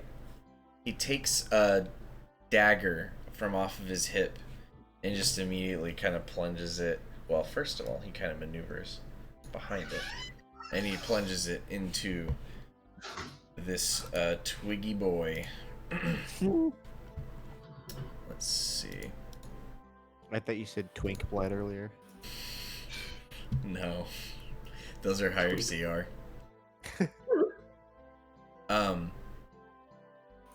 What? He's got a dagger. I like literally put a dagger on him. This must be a new character sheet. Oh well. We will roll the same thing that we would normally roll for other shit. Just manually do it. Alas. Oh, yep, super clean. Super clean hit. We're gonna... Nope, that's incorrect. And that's also incorrect. He should have... Yeah. He one-shots this twig. Light. Let me go ahead and toggle it. Dagger? Damn. Yeah. He kind of just like stabs it in the whatever plants don't like to be stabbed in, and it just kind of shudders and goes limp and kind of like falls into being a pile of leaves on the ground.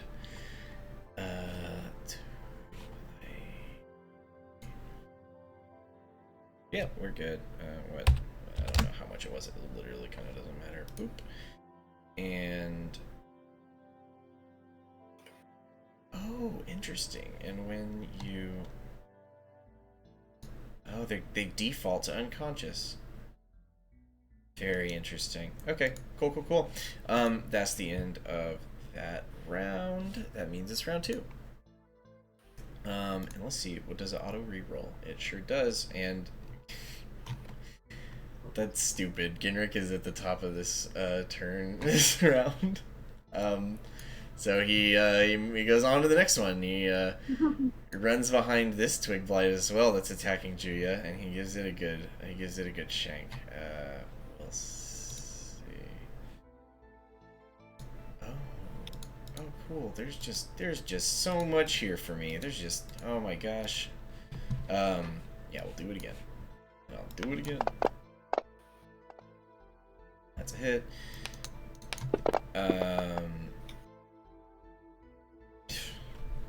Yeah, he is expertly sort of like just plunging his dagger into whatever these things have that resemble vital organs. Like, basically, in swift motions, you see him disappear behind this little blight, and then it shudders and falls to the ground in sort of like these disheveled piles of shrubbery, back into their natural, I don't want to say haunted, but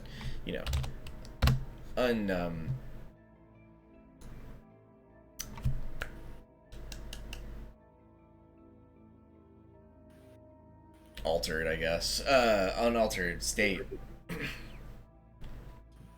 After him will be Thenry. So both of these things that kind of came up and jumped you, Julia, Ginrick leaps to your defense and takes care of both of them. So you're no longer being dogpiled, brush piled. Thenry's turn. Oh, they're both dead? Yeah, because it rerolls initiative order every time. He rolled last turn and first this turn. No, yeah, I got that. Yeah. I didn't know. I thought the tokens were gonna go away when they're dead, but I see that they're upside down now. Yeah, I'm sure there's a way for me to I do love it better. every round initiative. Or rolling it. I'm really interested in it. Awesome. So you're attacking. Oh, you're using your short swords. I did. Yeah. Very cool. Okay. Does it? Your short sword damage appears to not have your dexterity in the equation. It does not. It should. Either way, you deal plenty of damage to this thing, and you again kind of just like lop a good section.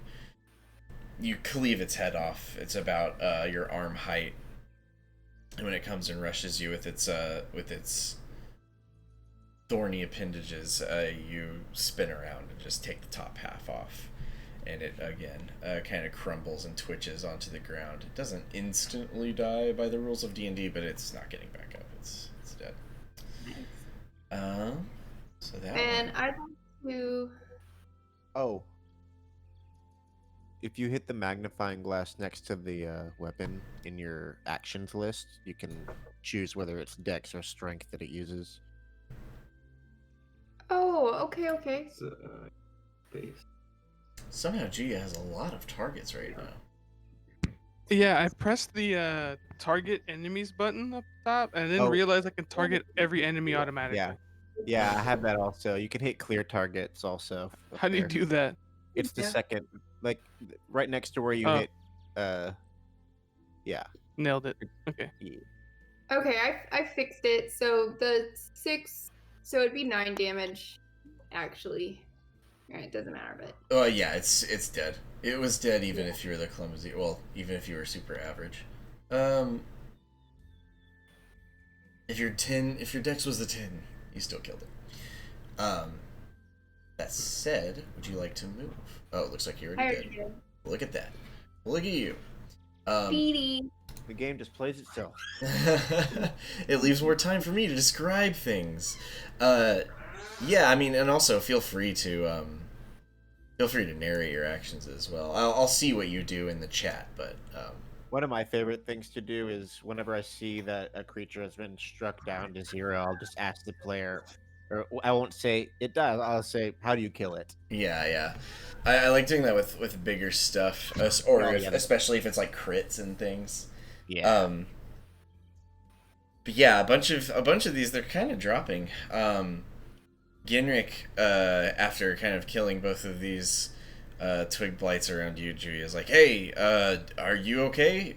There's that other one ran behind the tree." And it is now your turn, Julia. Excellent.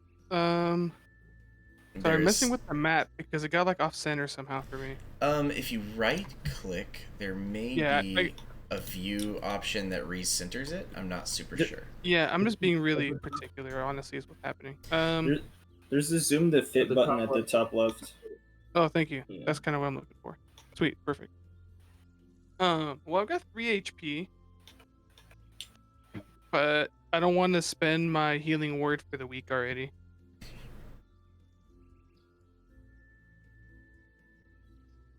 You have felled a significant portion of this encounter already. you think you can... It's sort of like a risk reward thing. If you think you can make it to tonight's short rest without using your healing, then Right. yeah. I can heal you too. My hands. Oh, are those? Do you get those back every day? How are we doing it? Just whatever the short rest rules and long rest rules for your abilities are, we're just gonna go by what's printed. But the technical amount of time in game will be one long rest is a 24-hour resting period, and then a short rest is a full night's sleep, basically. Gotcha. So hit dice will refresh like once every 5 days or whatever I put in the document, and your spell slots and stuff. That said, we're gonna be going kind of like not every day things are even gonna happen. So it's just kind of the scale of time passage is the difference here. Gotcha. I think what I'm gonna do is get a good vantage point. 1, 2, 3, 4, 5, 6. So I can see this person right here. And I'm gonna recast bonfire right under them. Nice. So it's gonna move. And I do my druid whispering. Wait a second. I was inspired. Wait a second. I was inspired. Does Bardic Inspiration, is that a thing at first level? No, what I mean is I was gonna go. Oh, gotcha. It is. I've got 4 uses of it for long rest. Holding out. At first level? Yeah. Yeah, it's equal to your charisma plus your level, I think. Oh, I see. I was like, Yeah, you boys got I've- resources. I've got +4 charisma, so I have a lot of uses. Very cool. Yeah. So yeah, bonfire under him, and he has to make a dex save. Okay, yeah. If you drag your spell to him, will it make the save happen? Just like the other stuff? Yeah, I think so. Ooh. Oh, if you hit spell, hit the magnifying glass, and then drag the cast or attack onto someone. Is it like onto their token or onto their combat track? Onto the token. Uh, Or maybe both works. If it's not working, I'll just roll it. I just thought. it's a little. I mean, I tried it earlier. It's like doesn't want to do any automatic rolling, and as if it's the save. Let me drop the save on it. Ayo, it failed. Oh, it did work. Yeah, it failed. Go ahead and roll that damage on it.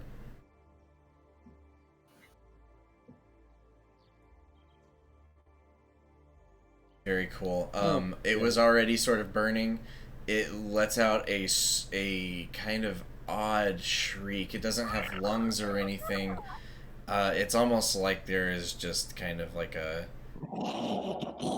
rattling echo, that dryly escapes its body as it begins to burn and crackle, and it just crumples into the bonfire and drops to its knees and becomes again just an array of twigs and bark and leaves and now ash.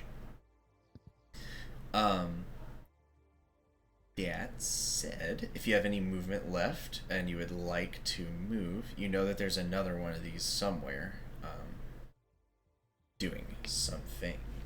You rolled the damage, right? Yeah. It's up to no good. No, that's all I have. I used up everything. Very cool. Oh, one last thing. Mhm. Okay, I'm done. Yeah, very cool. One last thing. And one more thing.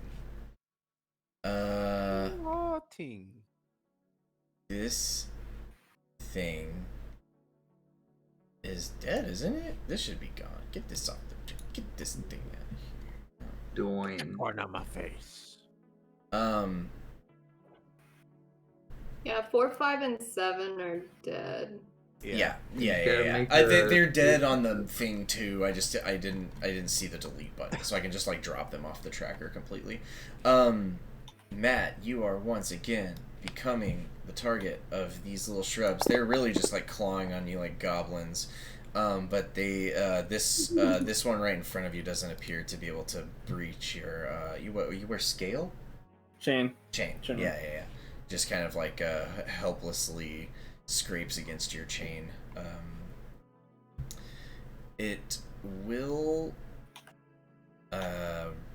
reposition.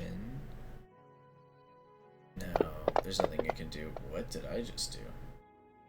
Oh, Matt is. Oh, you were trying to. Wait, what did you just do? No, you attacked I was Matt. messing around with something, and I don't know if that was me who was rolling. Oh yeah, you swung at Matt. Oh god. No, I did something. Wait, that was me? I don't know. No, I did something. I just clicked something weird. Doesn't matter. I thought somebody else rolled something. Anyway, yeah, it misses. It is gonna stay where it is. The other one, however, is a fan. It's gonna get a little closer. It's going to attack Fox.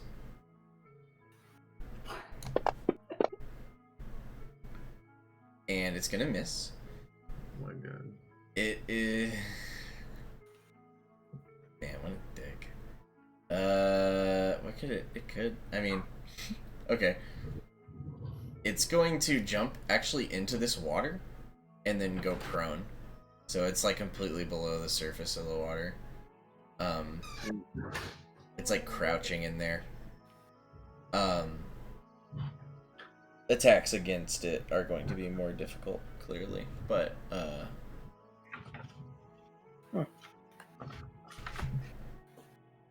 that is its turn. It did its best, and its best was not super impressive by any standards.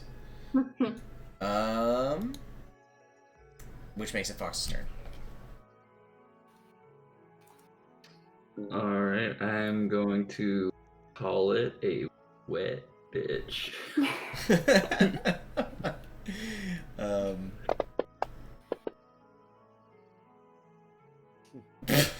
It didn't like that. Roll damage.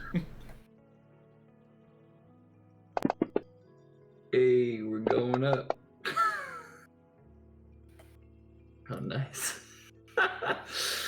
Wait, what the fuck? What is this? Knocked it out. Do you know what System Shock means? Well, so in second edition, there are certain like things that would trigger a system check, which would make you have to make a save versus instant death for various reasons, such as if your familiar dies, that like bond between you is severed, and that triggers a system shock in you, and you might just die from the experience. I see. That's what system shock is in second edition. Huh. It must be some sort of massive damage check. I'm just gonna ignore it. It shouldn't be auto rolling like that. Yeah, it's a 5e variant rule apparently. System shock with repetition of mortality when its purest forms. Represents permanent massive nervous damage that can occur from extremely dangerous situations. Oh, interesting. When a character has their species' limit of system shock points, they immediately fall unconscious and are brought to 0 HP. Adib found the hot link for what the game is talking about, and it looks like it is an updated version of that. It's like a massive damage trigger basically. If it's relative to your HP. Nah. If you guys like that, it seems pretty fucking brutal. But otherwise, yeah, we'll keep that off for now. Basically, this one is the game is lying to you about twig number 3. It is not dead or unconscious, but you rolled a 2 for damage. Yeah, and it's got disadvantage On attack rolls. next week. Yeah, it's looking bad. Your words cut into it. It seemed to be kind of like clawing after you in the water, but it shook. For whatever personality it has is frustrated, and it's experiencing some performance anxiety right now. you deal some damage to it. Anything else on your turn? You hurt its feelings. So Yeah.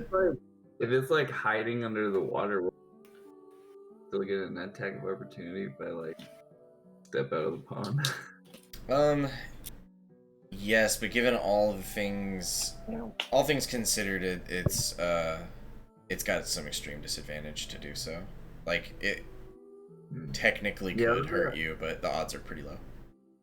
Yeah, I'll go ahead and move.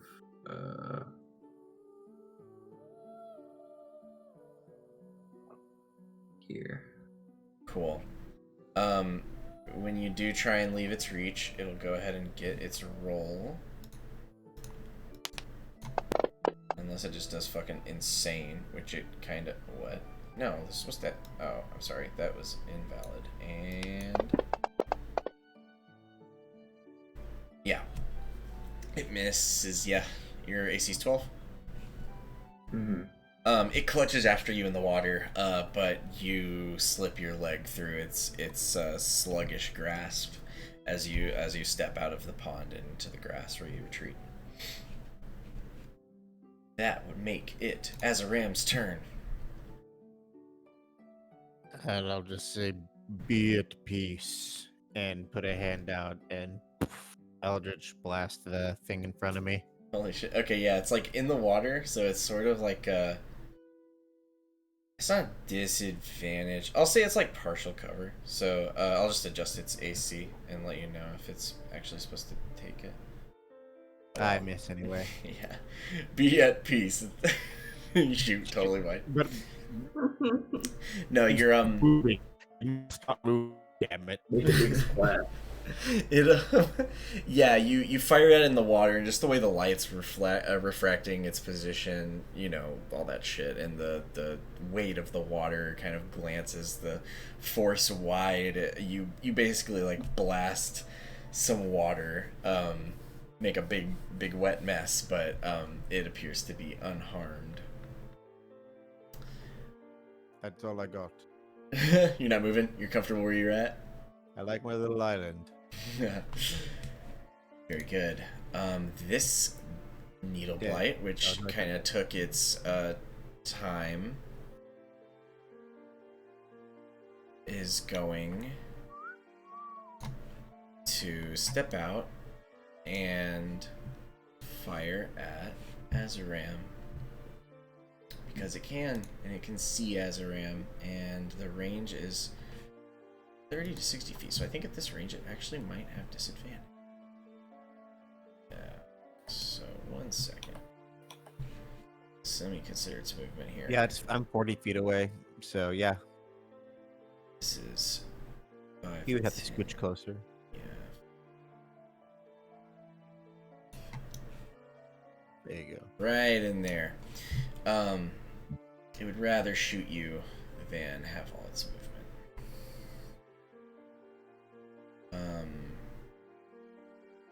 Yeah, there we go. Cool. What? Oh, I see. I did something wrong. Oh! I barely hit you. What's your AC? 11? Oh no! It really did just hit you. Okay. This might be bad. You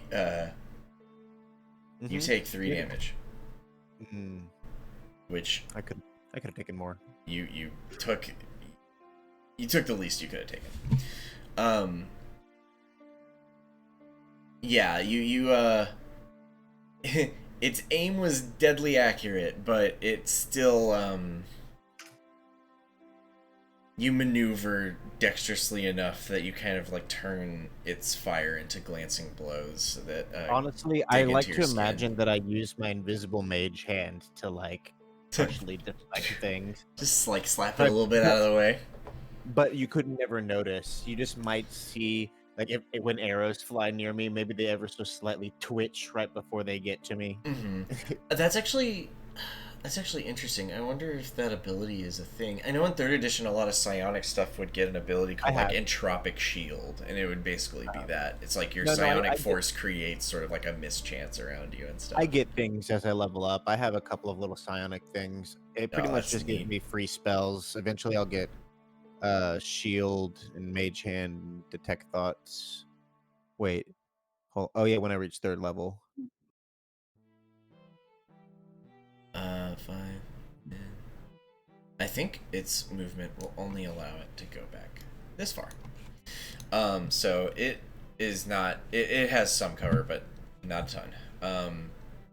That said, it fires at you, walks back, takes cover behind this tree, and this other guy's dead. And that makes it Matt's turn.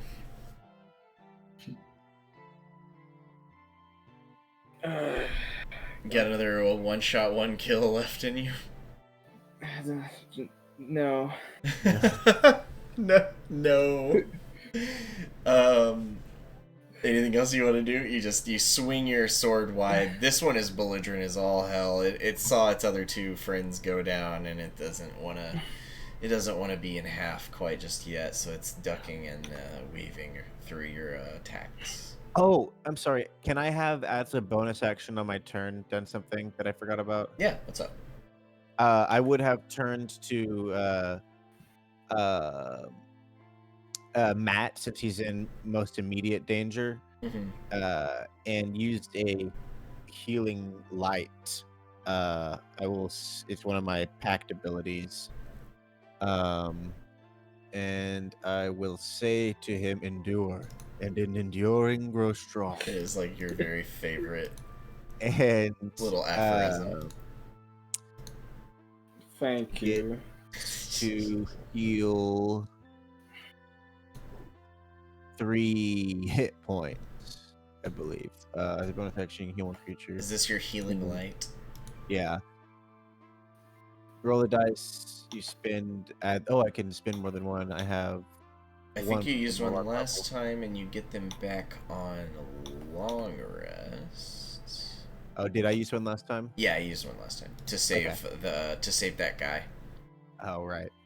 All right, cool. Yeah. Well. I was gonna give you. Yeah, I have. Thank I need you. to start taking notes. I do want to hand out bonus experience for like role playing your features and shit like that. So thank you for reminding me that. Yeah, I heal you for 3, Matt, with a light that shines out from my palm. Thank you. Is it ranged? Feel a lot Yeah. better. 60 feet. Very cool. Yeah, that's super useful, and especially this kind of situation. All right, that's the end of this round. Re-rolled. Thinry once again. Top of the rounds to you. Alrighty. You know that there's one kind of hiding in the water like a little gremlin. Matt seems to have one. There's one of the taller ones in the distance kind of ducking in and out behind cover, firing immense projectiles. Like, y'all can tell, it's basically just like hucking shrapnel at you. It's like it's a lot. You can tell if you get hit by it, it's not going to feel good. Could I aim at the needle blight in this? From this angle, it has half cover. Okay. But that just gives it a buff to its AC. You can also always get a better angle too, to mitigate its cover. Yeah. Let's see. Can I just walk like through the pond, or is it? You can. Okay. It just reduces your overall movement speed. It's like it takes 2 feet of movement to get through 1 foot of puddle. So every 5 feet is 10 feet, and that would be, yeah, that's like 10, 15, 25. You have even 5 more feet after that if you want to use it at any point. Okay. Is it still partial cover there, or do I have better line of sight? You have a much better line of sight here. Okay, dope. I'm gonna shoot. What? That's Fox. Okay. Yeah, I'm gonna shoot my vicious words. Nice. Oh, okay, cool. And Okay. I mean, 4 is still 4. That's pretty good. 4 is 4. Oh Pretty dear. much most damage I've done. Yeah, you line up a shot and it just it hits it square in the chest. And it like it kind of like the impact knocks it back, kind of just like not like several feet or anything, but it staggers it, and where it was kind of hiding behind the tree, and it looks down and like feels the shaft of the wood, and it like looks back up at you, but it's no longer dead. It's not dead. It just looks real abused. It doesn't look super hot.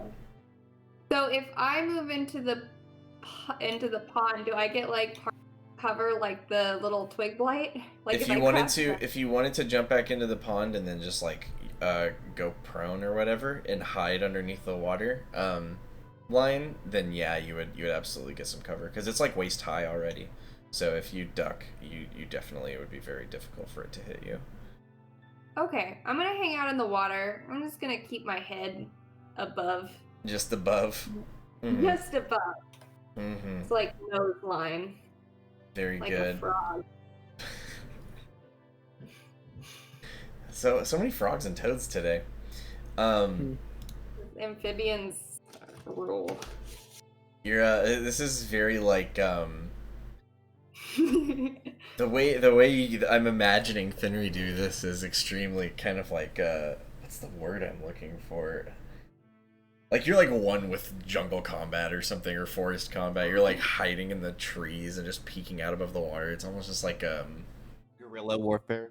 Yeah, almost. Yeah. I imagine it like because she's so dumb. Like, it's like kind of practical, but also like intuitive. Like it works. You know, like it's intuitive, but it's not strategy. It's not tactics. It's instinct. Yeah.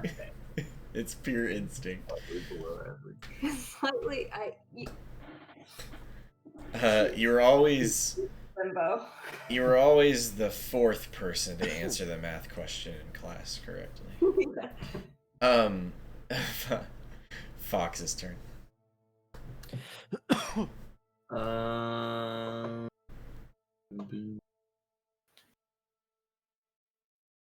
I will give Azaram Bardic Inspiration. I think you can like drag it onto him.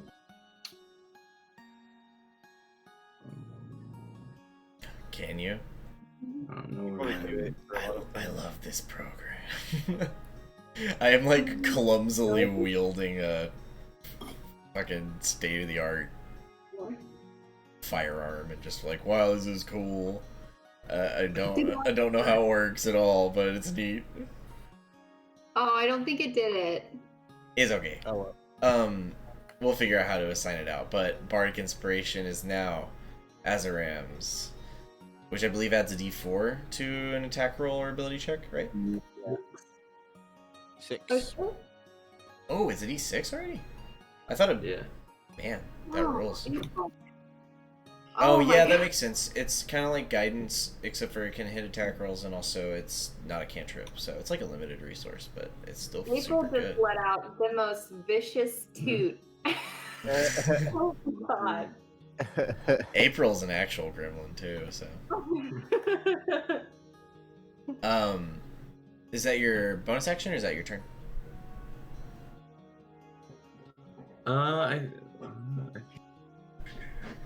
Oh, it's a bonus action, so I will also tell the Twig Blight 2 that Matt is a murder machine. I'm just about to get spanked. My man here. Matt's body count is pretty high already. Like 3 or 4? 4? 3. Oh Oh no. No, it rolled a 0 on its wisdom save. Can y'all see that? Uh-huh. Yeah. That's incredible. Yeah, the system shocks stuff needs to get turned off. I'm gonna figure out how to do that. It shouldn't be dead. It is. It doesn't. It's weird that it doesn't say that. It says status heavy.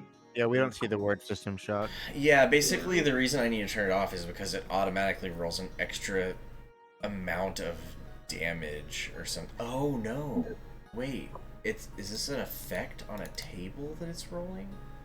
Something like that. Yeah, yeah, I think so. Maybe. Okay. Well, I can also just ignore that. Yeah, But- just hit the settings cog, and it's probably in Yeah, there. it's definitely in there. I just need to find it. House rules. Humble standard damage. No. System shock. No. Maybe later when we're higher level and we want to a little extra spice in our lives, but even probably not. Because we already have wounds. We already wanted to do wounds. That's probably why I wanted to turn it on. I'll look into that later. Doesn't matter. It's damaged. Which one did you do that to? Twig Blight 2? Yeah. And you dealt 2 damage to it? Mm-hmm. And it has disadvantage. Awesome. It looks over at you. It looks back at Matt, who's just wielding this enormous greatsword, and like looks around it and notices all the cut in half Twig Blight corpses around it, and it's just like, it knows you're right. It knows it's in a bad way. It's Azaram's turn unless you'd like to move. No, I'm good on movement. That's for me.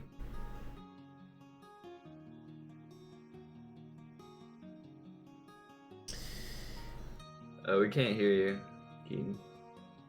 I said, I've had quite enough of this. Eldritch Blast! It's Oh, wait, the that was the wrong timing. character's voice. That was my last character's voice. It's gonna take a while for me to get used to Azaram. I can't yeah. imagine him being angry. I don't know what makes Azaram angry yet. That's No, an yeah, interesting thing exactly. to That know like about. my last character he was a Loxodon artificer. It was very he's very harumphish, and I've got to move out of that voice. Enough of this. Oh, Eldritch Blast. Exactly. So But I cast it at this guy. Dang it. good. Enough. Miss again. Damn it. Wait, even use your bardic inspiration. Oh yeah, bardic Oh. inspiration. Bardic inspiration. That's 4. You shot at what? The Twig Blight? Yeah. 3? Mhm. Under the water? Under the Yeah. water. I Yeah, rolled go a ahead and roll the 16. damage. The 16's enough to get this boy. 6. And- 7. And this is like Gauntlet or something. The green wizard needs food badly. Where is this? Where is this lad? This absolute unit. Yeah, you deal. You shoot into the water deftly. This time, making your mark. The water splashes vertically, and wait. How did you describe your Eldritch Blasts? Honestly, I honestly imagine it just as a fucking Dragon Ball Key blast. Okay, they are visual to you. They're not just kind of like random maybe explosions maybe of less, force. maybe less like orbs, but more like you just see like a sort of a shimmering force in the air. Kind of like like- like distort the air and the Like light. you're looking through very dense heat waves. Exactly. Okay, cool. Yeah, you just see this kind of ripple of intense, there's no other word for it. A ripple of intense force streak through the air, strike the surface of the water, and where it parts, the ray strikes this shrub that bursts into pieces, and kind of like begins to float onto the surface of this pond as the waves kind of splash around. All that, it is gone. It is not an alive guy. Matt's turn. Unless you would like to get off of your platform. Kidding me? I know, you love it. It's fine. I just, want I to, wish I could take the little pond with me. you just... What's our dig checks? What do they look like? Have you heard of this Gith? He travels on a small island in a 20-foot pond. You just put it on top of, like, a Tinser's floating disc. You just have, like, this, like, floating above ground pool that you bring around with you across the realm. The life. If I knew Tinser's floating disc, that's what I would do with it. Matt's turn.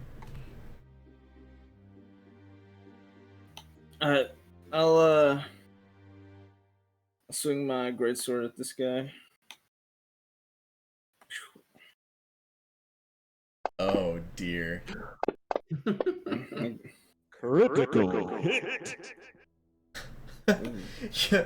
All right. Yeah. Just kind of weave this into an entire system of events. Fox. Are we doing? Do we have tables? Yeah, we're doing crit table. Yeah. No. It's relevant. So, the crit table rolled. Basically,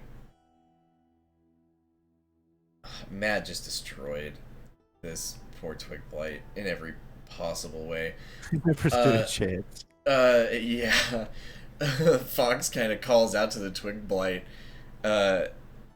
mischievously, like, "Oh, Matt's a killing machine. You're kind of screwed there." It looks around. It knows it's true. Matt readies his greatsword and just brings it down, like, straight between, like, what would be the eyes.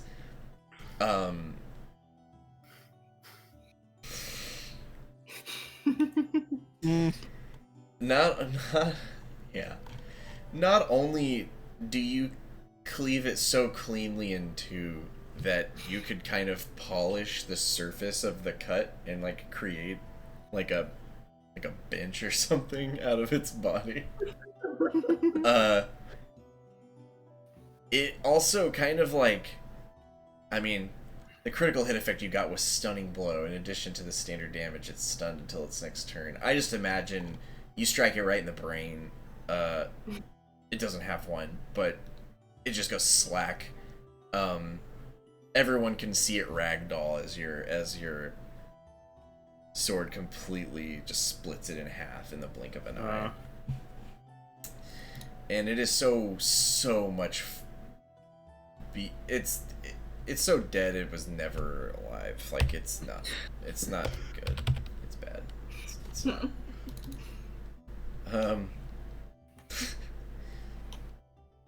Ginrick laughs watching that happen, and it's his turn. He goes, "Jesus, you're a monster." Oh my god, I'm just now remembering last episode. How I brutally murdered all of those bandits. Hey, it's part of the job, right? 20. What? He comes. What is the throwing range of a knife? Does anybody have that on his hand? On I hand? think that's 20 feet. 20, Okay. 60, something like that. He doesn't do that then. He pulls out the light crossbow on his little sling of equipment that he wears. And what is this thing's AC? He fires a bolt. It goes wide. He kind of swears. He's like, "Ah, shit." And then he ducks behind this little tree. Julia, your turn. It's me.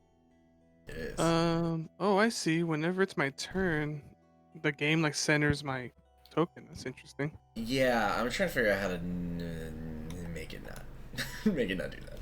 I don't love that. There's I'm gonna one come over left, and it's here. the thing that has been just firing. Oh, I know. You're like, yes, correct. I know. Yeah, I approach it over here. I guess I Careful, go- you are wounded. He calls from across the tree line. You're not that far away. I guess I'll see. I can move before and after an attack, right? Yeah, you can Yeah. split your movement. You have a movement budget. It's not an action anymore like it That's was right. in 3.5. Yeah, I'll come here, and I'll cast my my bonfire on Needle Blight 1, Name and then is Needle Blight. afterwards we'll duck behind this tree. Very So cool. let me try something a little different to see if it will like actually show up on here.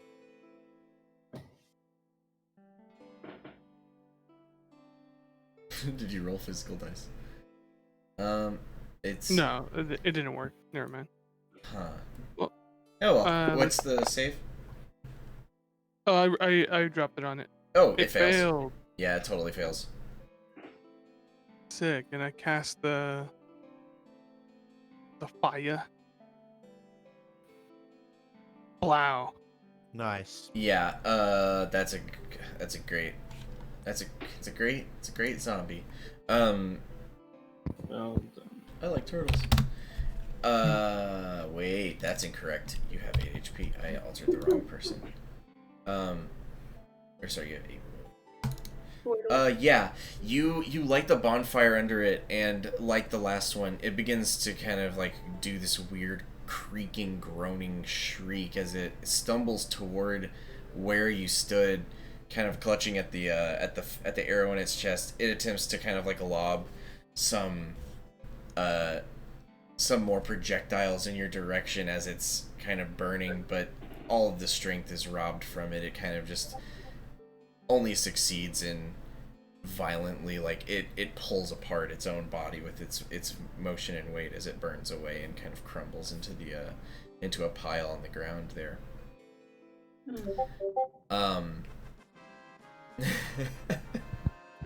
Hell yeah. No, yeah, that's the battle. I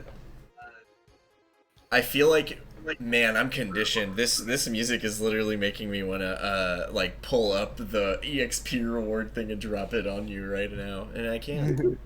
And I can. So that's what I'm gonna do. Party sheet. Forest blights. No, don't care. Forest blights. Julia, you are not looking very good. That's rude. I wasn't. I actually, that's not how I react. I'm like, is it? Oh, you mean the blood? Yes. I thought it was obvious. I'm sorry. You receive a chunk of experience, which is automatically applied to your character sheet. So Oh do boy. we I already had have them- our old experience too? Yeah, if you hit the magnifying glass next to your class and level on your character sheet. Oh, Nice. wait. Oh, wild. And Nice. you can Okay, cool. type in 300 in the next level field.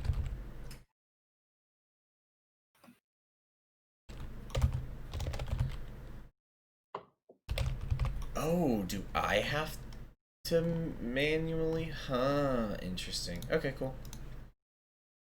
Yeah, it's weird. I mean, because in 5th edition, all classes have the same level rate, so kind of weird that it doesn't automatically fill it out. Oh well. Yeah, very odd. Not sure what that's about. I'll go ahead and add it in for the people who have not. Oh, I can't do that from here. Okay.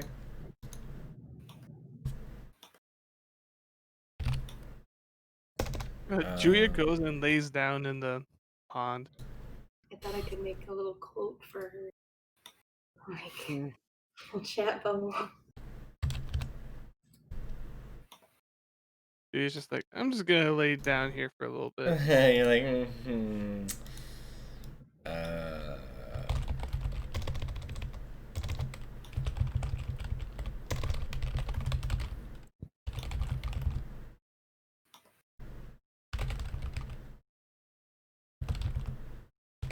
I try and go for another healing light whenever they lay down in the pool, but I'll say I'll say endure.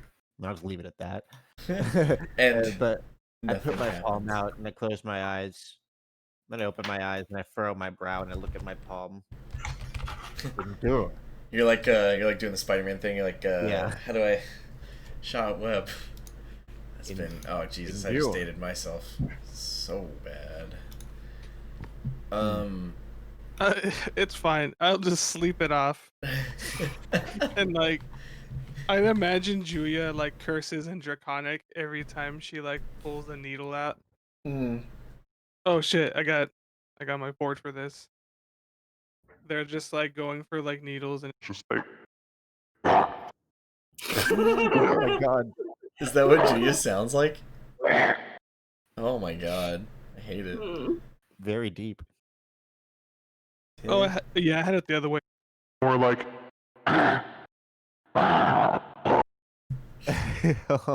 God, everyone in the forest, which is nobody, is just like, well, we're not going over there. It's just like dragon noises, but that's Yeah. like It's great. cursing or expletives in Draconic just come out that way. Yeah, Ginrick Great. starts. He's like, all right, head count. Anyone doing really bad? Yeah, Julia. Oh. Yeah, you were there. We were just talking about it. I got like 3 HP, and I'm like laying in this pool, making it all bloody, You're just like, and pulling needles out of me. Can I heal you up? I mean, the whole thing is like I have healing right. abilities. We just only have them. Like spells only last a week. yeah, Or we yeah. only get our what would normally be our daily spells once a week. I'll also Don't want to use it until someone's unconscious. So one thing I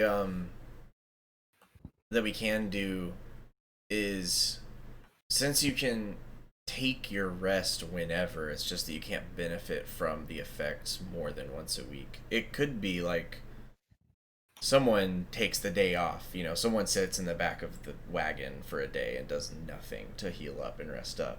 And it could be that their night of long rest, to get their features back, is in like the middle of the week, and someone else takes theirs in a different time. So it's like, it's not like you have to wait until Sunday to get your stuff back. As long as you have not taken your long rest, you can take it whenever you'd like. There will just be a cooldown period before you can benefit from it again.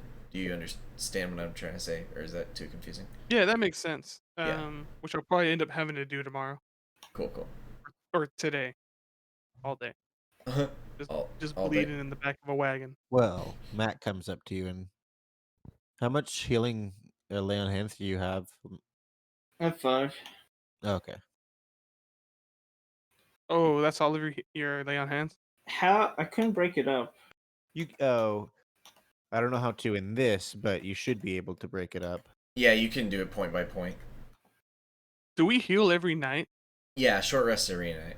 So like you heal however much you roll for hit dice. Yeah. Okay, just making sure. Yeah. Cool. Appreciated. Much appreciated, Matt. You murder machine. You're also the a healing machine. Matt giveth and Matt taketh away. Feels so much better. Matt taketh and Matt giveth away. Guys. Okay, let me see. Back to this top of the sheet. Yeah, you guys are a little, no one's even used their rest dice yet, so you could just, chill. That said, Why did that happen? you all finish your lunch, brush yourselves off, and get back to the road. Why did those things attack us? Which one of you made enemies of the twigs? Genrick kind of just mischievously is like, oh, I mean, I think it was you dancing around that did it. I was dancing? Do you remember at the beginning you were like spinning your character? Oh, right. Yeah, that was canon. Spinning. But he says, no, Azaram, sometimes in old forgotten lands like this, magic tends to kind of just settle in to the land and to the natural kind of comings and goings, and sometimes it just pools into angry little hateful shrubs like these. I don't know. My brain's not big enough to understand all that, but I understand. that makes one of us. All I know is that it happens. These things just kind of attack and maim whatever. In my personal experience, he says, kind of like wiping the wood chips off of his dagger, kind of checking it for nicks and stuff, and slides it back into his sort of thigh sheath, scabbard. Yeah, sheath, I guess, for a dagger. Finishes his little lunch ration and brushes himself off. He's like, well, whenever y'all feel good about going, we can go. Azaram now warily spies any bush we ever see for the next couple of days, which might just be like, constantly within his line of sight.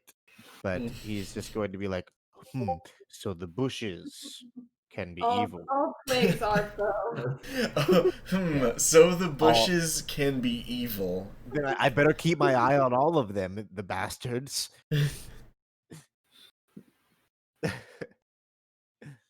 That's amazing. Love it. Yeah, y'all succeeded handily in that encounter. Julia took a beating, but did you actually use your lay on hands, or are you kind of just gonna wait for the healing thing? I couldn't. I'll use it. I don't know why not. Okay. Works for me. And so back to the rest of y'all's progress through the day. Excuse me. Yeah, pretty much. That was your first half. The next later half of the day, going back to the hex map, you clearly well, I guess I don't know necessarily that you can see that. You don't encounter any other things that are hostile or whatever. Who's kind of like doing like watch duty or anything like that? Did we sort of divvy out those sort of Don't exploration? we have like a watch order? We do have a watch order, but I mean like who's sort of like scouting, or are we just kind of assuming everyone is sort of passively keeping an eye? I mean, I'm down. I'm pretty okay at survival. Pretty wise. Perception. Yeah. I would definitely be scouting. Okay. Roll me a couple perception rolls. Hi. Oh boy. Oh. I think I can unshare Oh. this map. Oh lord. Well, Thinnery, you're driving, right? Yeah. You're not even an elf, so I can't even make the dumb joke. You, as you drive, as the sunlight wanes, you see sort of at the edge, kind of like you're on a forested dirt road, so kind of it's like on either side of you trees are sort of forming this sort of loose natural tunnel through the forest, so you can kind of see clearly in the direction that you're headed. And sort of at the edge of what you're able to see in the last sort of hours of sunlight, it appears that the road forks in the distance in some way. You can see that it winds in two separate directions. That said, it is evening, and it's time for y'all to break camp. I think I can stop sharing this map. I'm not super sure. Either way, we're done with it. Boop. And stop sharing. Cool. Now it's invisible to everyone. And we're back to this. So yeah, you can, y'all take a short rest for the night. You can roll hit dice if you like. Hell yeah. Refresh your short rest abilities, so I guess spell slots and things of that nature. Okay, I'm out of hit dice and I'm at max health. Word. Word.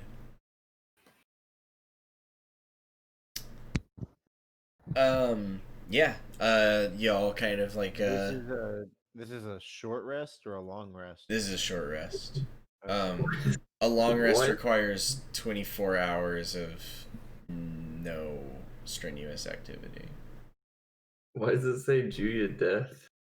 I rolled on accident. Oh, you accidentally rolled a death saving throw? Yeah.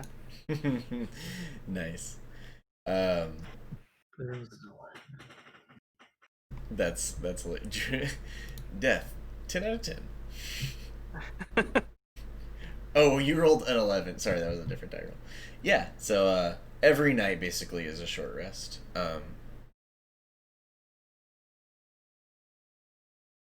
Neat. Yeah.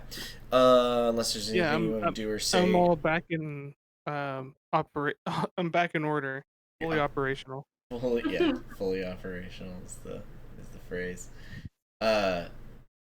Sure. Next day, you wake up, you get to traveling, and sure enough, you come to a fork in the road. After your first, couple hours ish of travel. And Ginrick kind of like motions for you to stop the wagon, and he checks the map or whatever. He's like, well, okay, so by my count, we have I'd like to get there in a few days, and I think he kind of gestures to some of the weird kind of like markings. I should pull it up. Weird markings in the middle regions of the map where it looks like he's made some heavy personal alterations. He's like, I think there's an old road that should provide a shortcut and help us get there quicker, but it might be like a little bit more annoying. Like there's a chance of getting lost. Otherwise, I mean, if we want to take the long way around to the north, huh? We can't be lost with me. We're lost. He says, "Oh, well then." Unless by magical means. Yep, it's true. He says, "Hey, you're a better navigator than me then in that case, because I get lost all the time." I say, I will say, focus and discipline are the key to strength. Diversion is the key to weakness. Huh. Wait, so do you want to take the shortcut or the long way?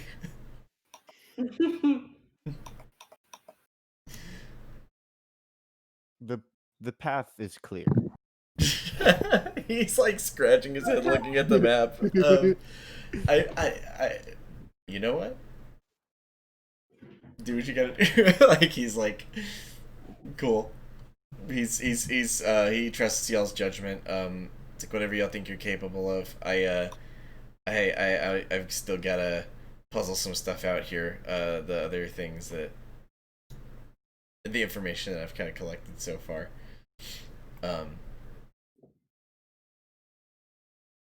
So yeah, he again leaves navigation in your hands, but he kind of like lays out for you. It's like, yeah, there's the long way, and then there's the fast way.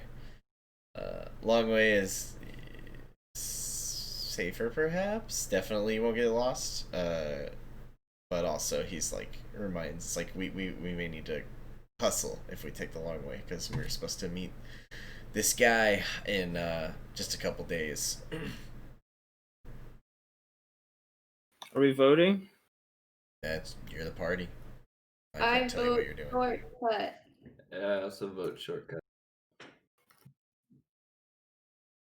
Cool. Diversion is the This key to works. weakness. Diversion? Is the diversion going the long way? This is all he says. Yeah, Ginrick just like wags his fingers and he's like, "You." Then he gets in the back of the wagon. Sounds like it y'all sounds are, like a good opportunity for mushroom hunting. foraging. So This I would love to go through the shortcut through the forest. this I raise my eyebrows at and I say, a willingness to learn is a sign of strength. And I move on to this side that wants to go the shortcut now. Oh, you did wanna go the long way. You're like, mushrooms. Yes, I remember these fantastical. Very I well. found some once. I think that was the night I had my my transcendental experience. You all opt, well, by either majority or unanimous rule, depending on how Azaran was feeling at the end of that. You Or opt that. for the shortcut, which leads you off the dirt path. As you head sort of northeast-ish, vaguely in the direction you ascertain you should be going from Ginrick's map. You come across where the road is still somewhat visible. It kind of like goes in and out. Like you can kind of vaguely see where it used to be, but it hasn't been used in so long, and it's all overgrown and everything.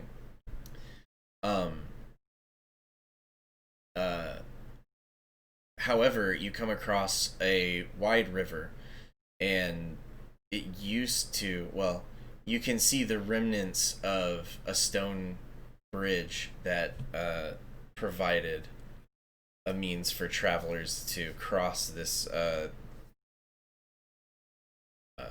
don't know, big river. Gourd. The ford. Yes, Jesus, there's the word. However, it's broken, and there's a good 10-foot gap between each side of the river as stones kind of crumble inward from its height in the middle. You can kind of see most of them simply sit lazily in the riverbed beneath where they used to stand. That said, you can certainly cross it. It would just be kind of like a skill check. You'll have to sort of figure out what you want to do about this. Can I roll athletics to try and cross? How wide is it? How deep is it? At its narrowest, the whole river or the bridge? How wide is what? I'm sorry. You said the bridge is old, you said? Yeah, it's old and crumbling. It like used to be a stone bridge, and most of Yeah. it's kind of falling away. So I assume it's at the narrowest point. Like, yeah, how far across is it from one side of the bank to the other? Let me. I mean, what's the average width of a river? It is wider than average. So probably 20 to 30 feet. Average river width. We'll go Can I with try 20 and jump it? 25 feet. I wanna 25 jump it. feet? Your long jump is equal to your strength modifier. Or not modifier, but your strength total. So like that's I how don't many know feet how you can many jump, is whatever your strength is. 135 meters. 11. That's very wide. What if I Yeah, roll no, some rivers can be acrobatics? very wide. Sorry, what was that? We'll say it's 20 feet wide. They picked this spot because it was narrow for a bridge. All right, so my long jump is 11. But if I roll acrobatics, do you think I could Double it? double it? Well, there are rules for using acrobatics to increase the distance of your long jump. That said, the bridge isn't like fully broken. It's there's a gap in between this side and that side, but it is like a much narrower gap on the bridge than the whole width of the river. Like you could long jump the gap in the bridge for sure if your long jump is like 14 feet or whatever. Is that real? No, yeah, it's equal to whatever your strength is if you get a 10-foot running start, you can jump equal to your strength. So I only have an 8 strength, so I can only jump 8 feet. That's great. Yeah, Someone well, would you can be certainly jump allowed- across the bridge. Okay. Let's do it. Wait, can the wagon get across? That's I a good forgot we had a question. wagon. Mm-hmm. Well, All right. okay. I turned to the wagon sorry, what's his name? Genric. Fuck. Yeah, I'm like, well, what do you usually do in situations like this? You're the one What with if the we all wagon. try to carry it? How deep is it? How deep is the river? How You strong feel is the current? the current is medium strength. The river at its deepest is probably a good 5 to 6 feet.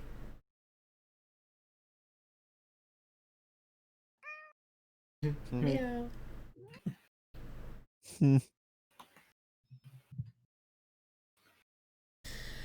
Well, I I am actually don't lost. cross a ton of broken bridges. Let me see if I have it. He starts like digging through his shit.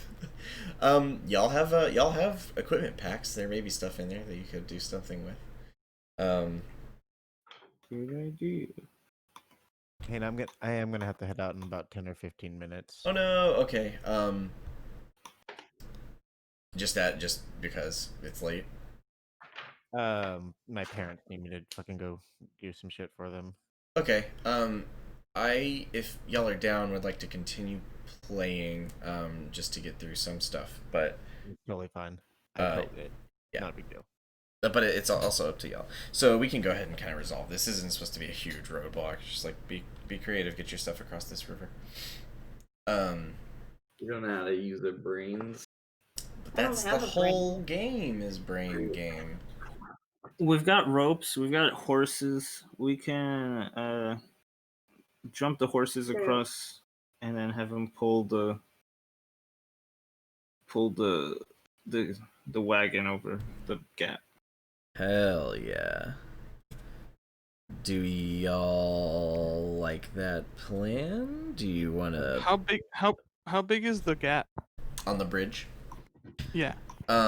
There are parts where it's kind of like a jagged, uneven sort of structural failure that's just falling away piece by piece. But there's a place where you could conceive like bridging like a 5-foot ish gap for the sake of the wagon or whatever. I knew I should have taken mending. You just hear mend the stone bridge just inch by inch. Yeah. Perhaps we could use some tree branches as. Yeah, can we go pick up those blights? Oh. Oh yeah.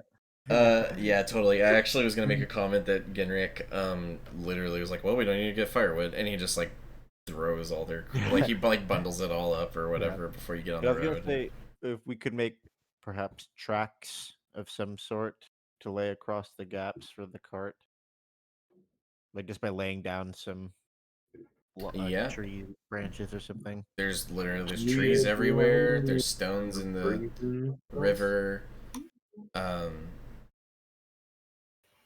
Yeah, the raw materials for whatever you probably want to do are around. You just gotta tell me how you get them and how you put them together.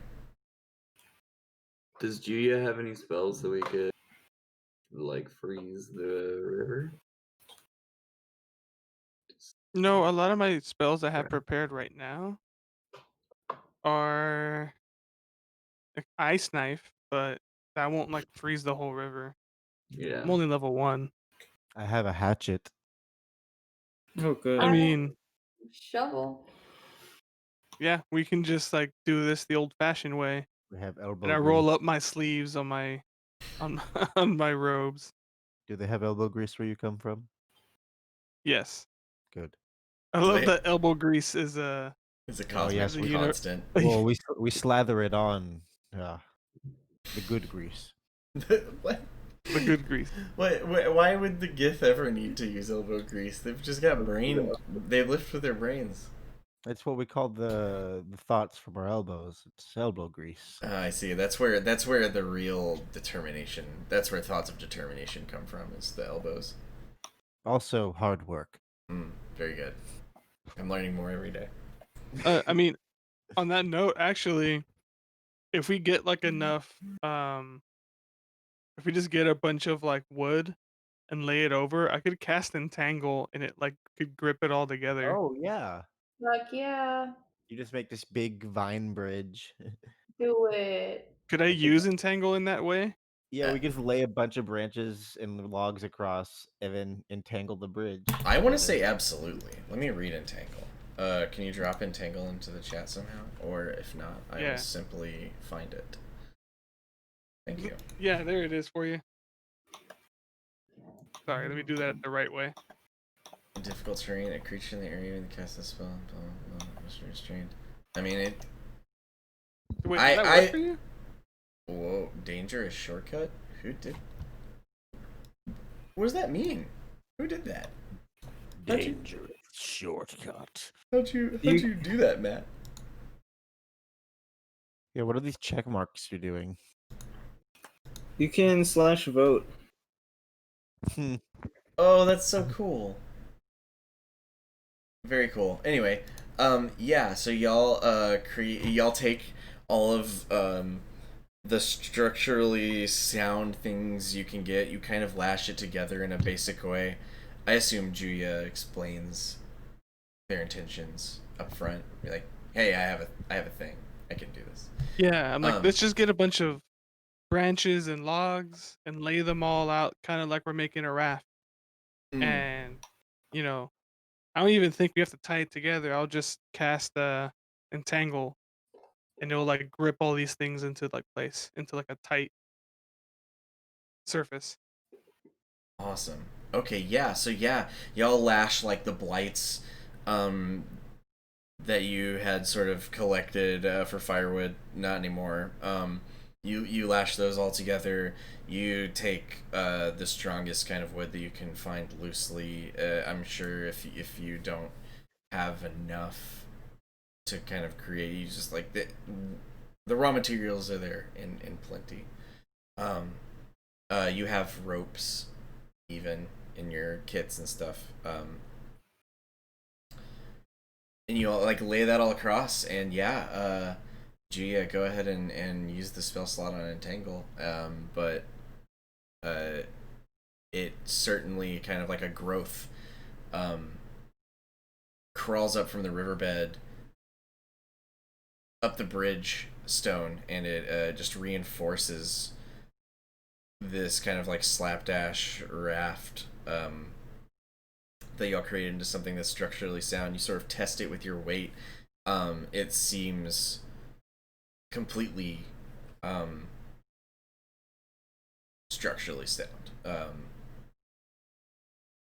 for y'all, like as individuals. If you want to test it for heavier weight, you certainly can.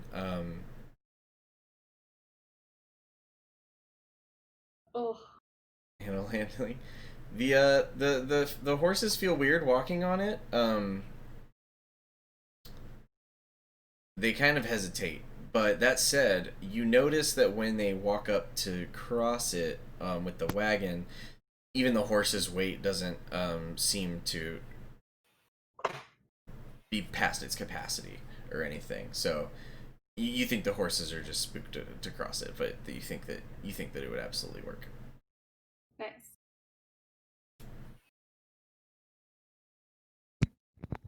Eventually you coax them across. Yeah, awesome. That's a really cool use of that spell.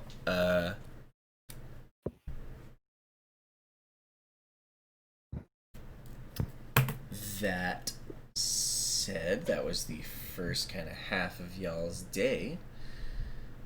Around midday,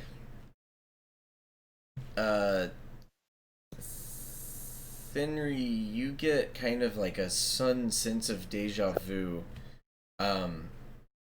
As y'all are traveling, oh, I guess we're not on a road necessarily anymore, so maybe y'all tell me which direction you specifically go. Where did my map go? Found it. Yeah, so you cross the river. Now there are several sort of possible next steps. The river extends to your southeast and to your north, and then there's sort of the general direction that you've been heading, which is northeast. You know that the ultimate destination is somewhere in the northeast based on Ginrick's map as well. So do you just continue traveling in that direction, or do you want to follow the river in some way? I think we should keep traveling in the direction of our destination. Just a beeline. Mm-hmm. I'm assuming the rest of you pretty much feel the same, probably. Corey, Yes. what would attract us down the river? Like, I feel like you're hinting there's something down there. I don't know. Can I look down the river? Can I make an insight check? Certainly could, yes.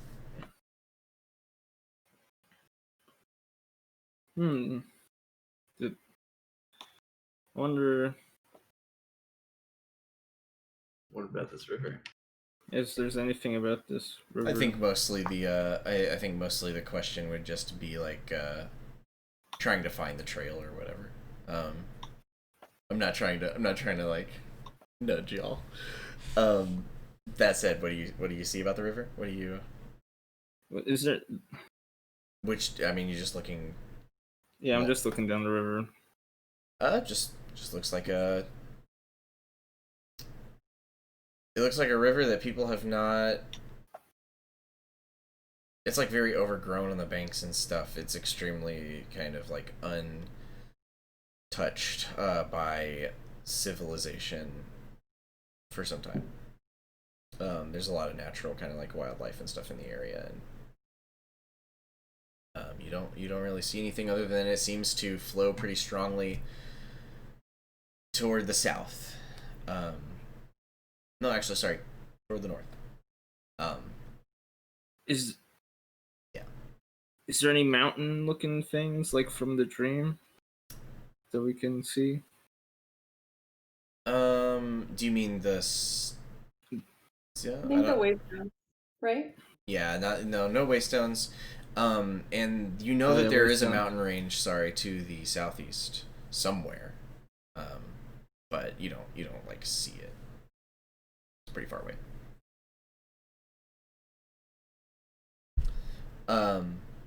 Yeah. I not to hang up unless someone has a strong objection. I'm gonna go ahead and assume you guys want to travel northeast. Yeah. Very cool. You kind of enter a clearing in the last half of the day. And just before you find the road again, the forest is sort of becomes really thin. And again, I think I was bringing this up a second ago. Thinry, kind of you experience some deja vu, and you look over to the east, and you see that the cloud cover is like rolling back rapidly as the wind picks up. All of you kind of recognize this as the early coming signs of a sunstorm. Oh shit. Which means that you need to take some cover underneath, or at least cover yourself physically. It won't like annihilate you, but it's pretty taxing to travel underneath the sun directly. So people typically. And this is something that I would have experienced in the village, probably. Yeah, anywhere. It's like rain. It just happens. Is there any kind of coverage around that we There we could go in the wagon? Yeah, there is sorry, one moment. There is I guess I won't jump the gun there. There to the east, kind of southeast-ish, there's heavy forestry. There is also an additional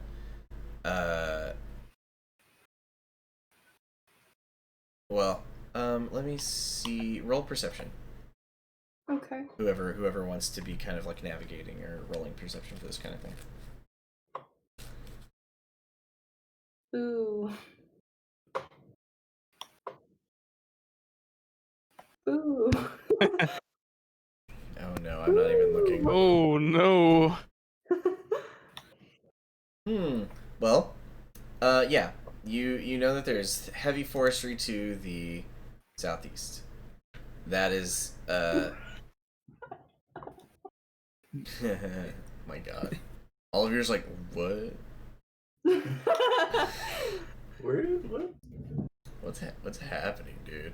Sun's fellas. At the same time, you see that some remnant of the trail you've been searching for is to the northeast. So you can either go for the trail or go for the immediate sense of cover. If you opt to travel underneath the sun, underneath the harsh light of the sun, it's gonna basically just be like an exhaustion check unless you can cover up and stay in the wagon or something of that nature. It'll definitely wear out the horses or whatever. Yeah, I'd rather just like rest. I don't feel good about Yeah. putting those horses through that. Cool. So you in the I would go last the heavy coverage to the yeah.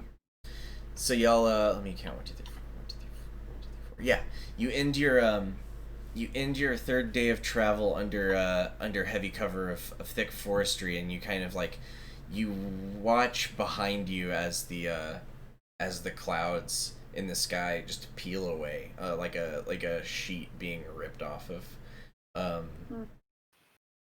the cover of something, and just like into like your eyes have to adjust and stuff. It's like a very very bright sunlight rolls across the kind of open expanse that you just left, and it's within a couple hours. Even it gets warmer visibly bodily. You Physically?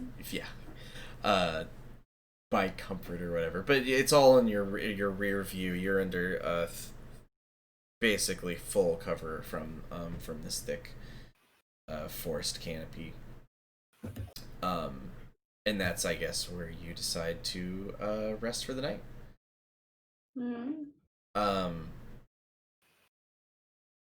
Very cool. Let me say that you, Fog of War wise, see that the heavy forests continue. Why?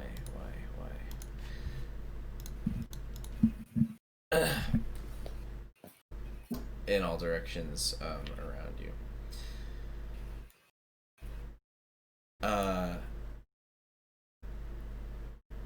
Yeah. Keaton, do you need to go? I've got a little bit. I'm good for right now. How long do you think? Another 15 minutes. Dang it! How possible? Yeah, it's getting late. Yeah. For me as well. I thought we were gonna end it around 11 anyway. Okay. Yeah. That's okay. That just means that we get to start with the thing next time. And since, man, I'm stoked. So yeah, so you all take cover in the forest to avoid the sunstorm that rages for a couple of hours, and then it's at the end of the day, so even though the cloud cover doesn't kind of come back, the light just dims from the setting of the sun, and you get a rare clear view of the night sky wherever you can peer through the trees, which is not very many places. And yeah, so there's that. Another short rest, which I guess you technically don't need. If anyone wants to try for like a long rest or whatever. We don't have time, do we? Because aren't we supposed to be You basically. Sorry.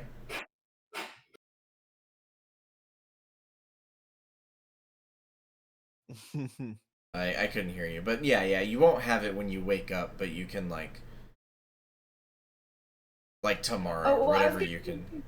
We have a deadline to reach this person in a week. We couldn't do that. Ginrick does estimate. Right? Yeah, well, so because y'all took the short way around, Ginrich's like, well, I think we could probably. He says, "What's today? Today's the 15th. I need to meet him on the 20th. I think based on he like checks his little crayon drawing map. He's like, I think we should be able to like get there in the next 3 to 4 days if we don't, just totally meet with catastrophe. That's kind of his estimation of where y'all are. He kind of Here, how about this? He takes out a little pin and a mark on Ginrich's map where he thinks y'all are.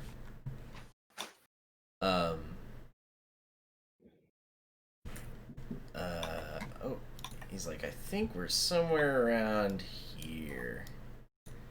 And you started around here. You made a good amount of progress. You're like halfway there by his count.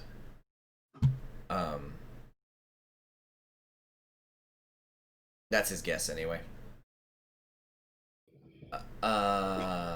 Yeah.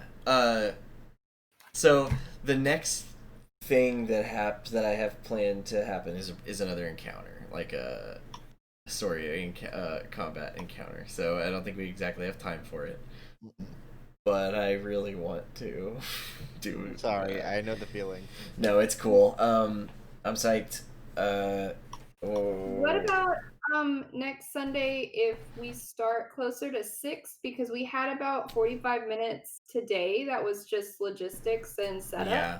And And so and that's something that I apologize for. I'm still getting a lot of things kind of like ironed I out. was gonna say if we like actually started like at 7 and then played Mhm. to 11, that would be a good chunk because I Yeah. play from 3 to 6 in a DM a different game. Yeah, like stretch your legs a little bit between games and all that. Just having that 1 hour buffer is like all A I thing need. you need.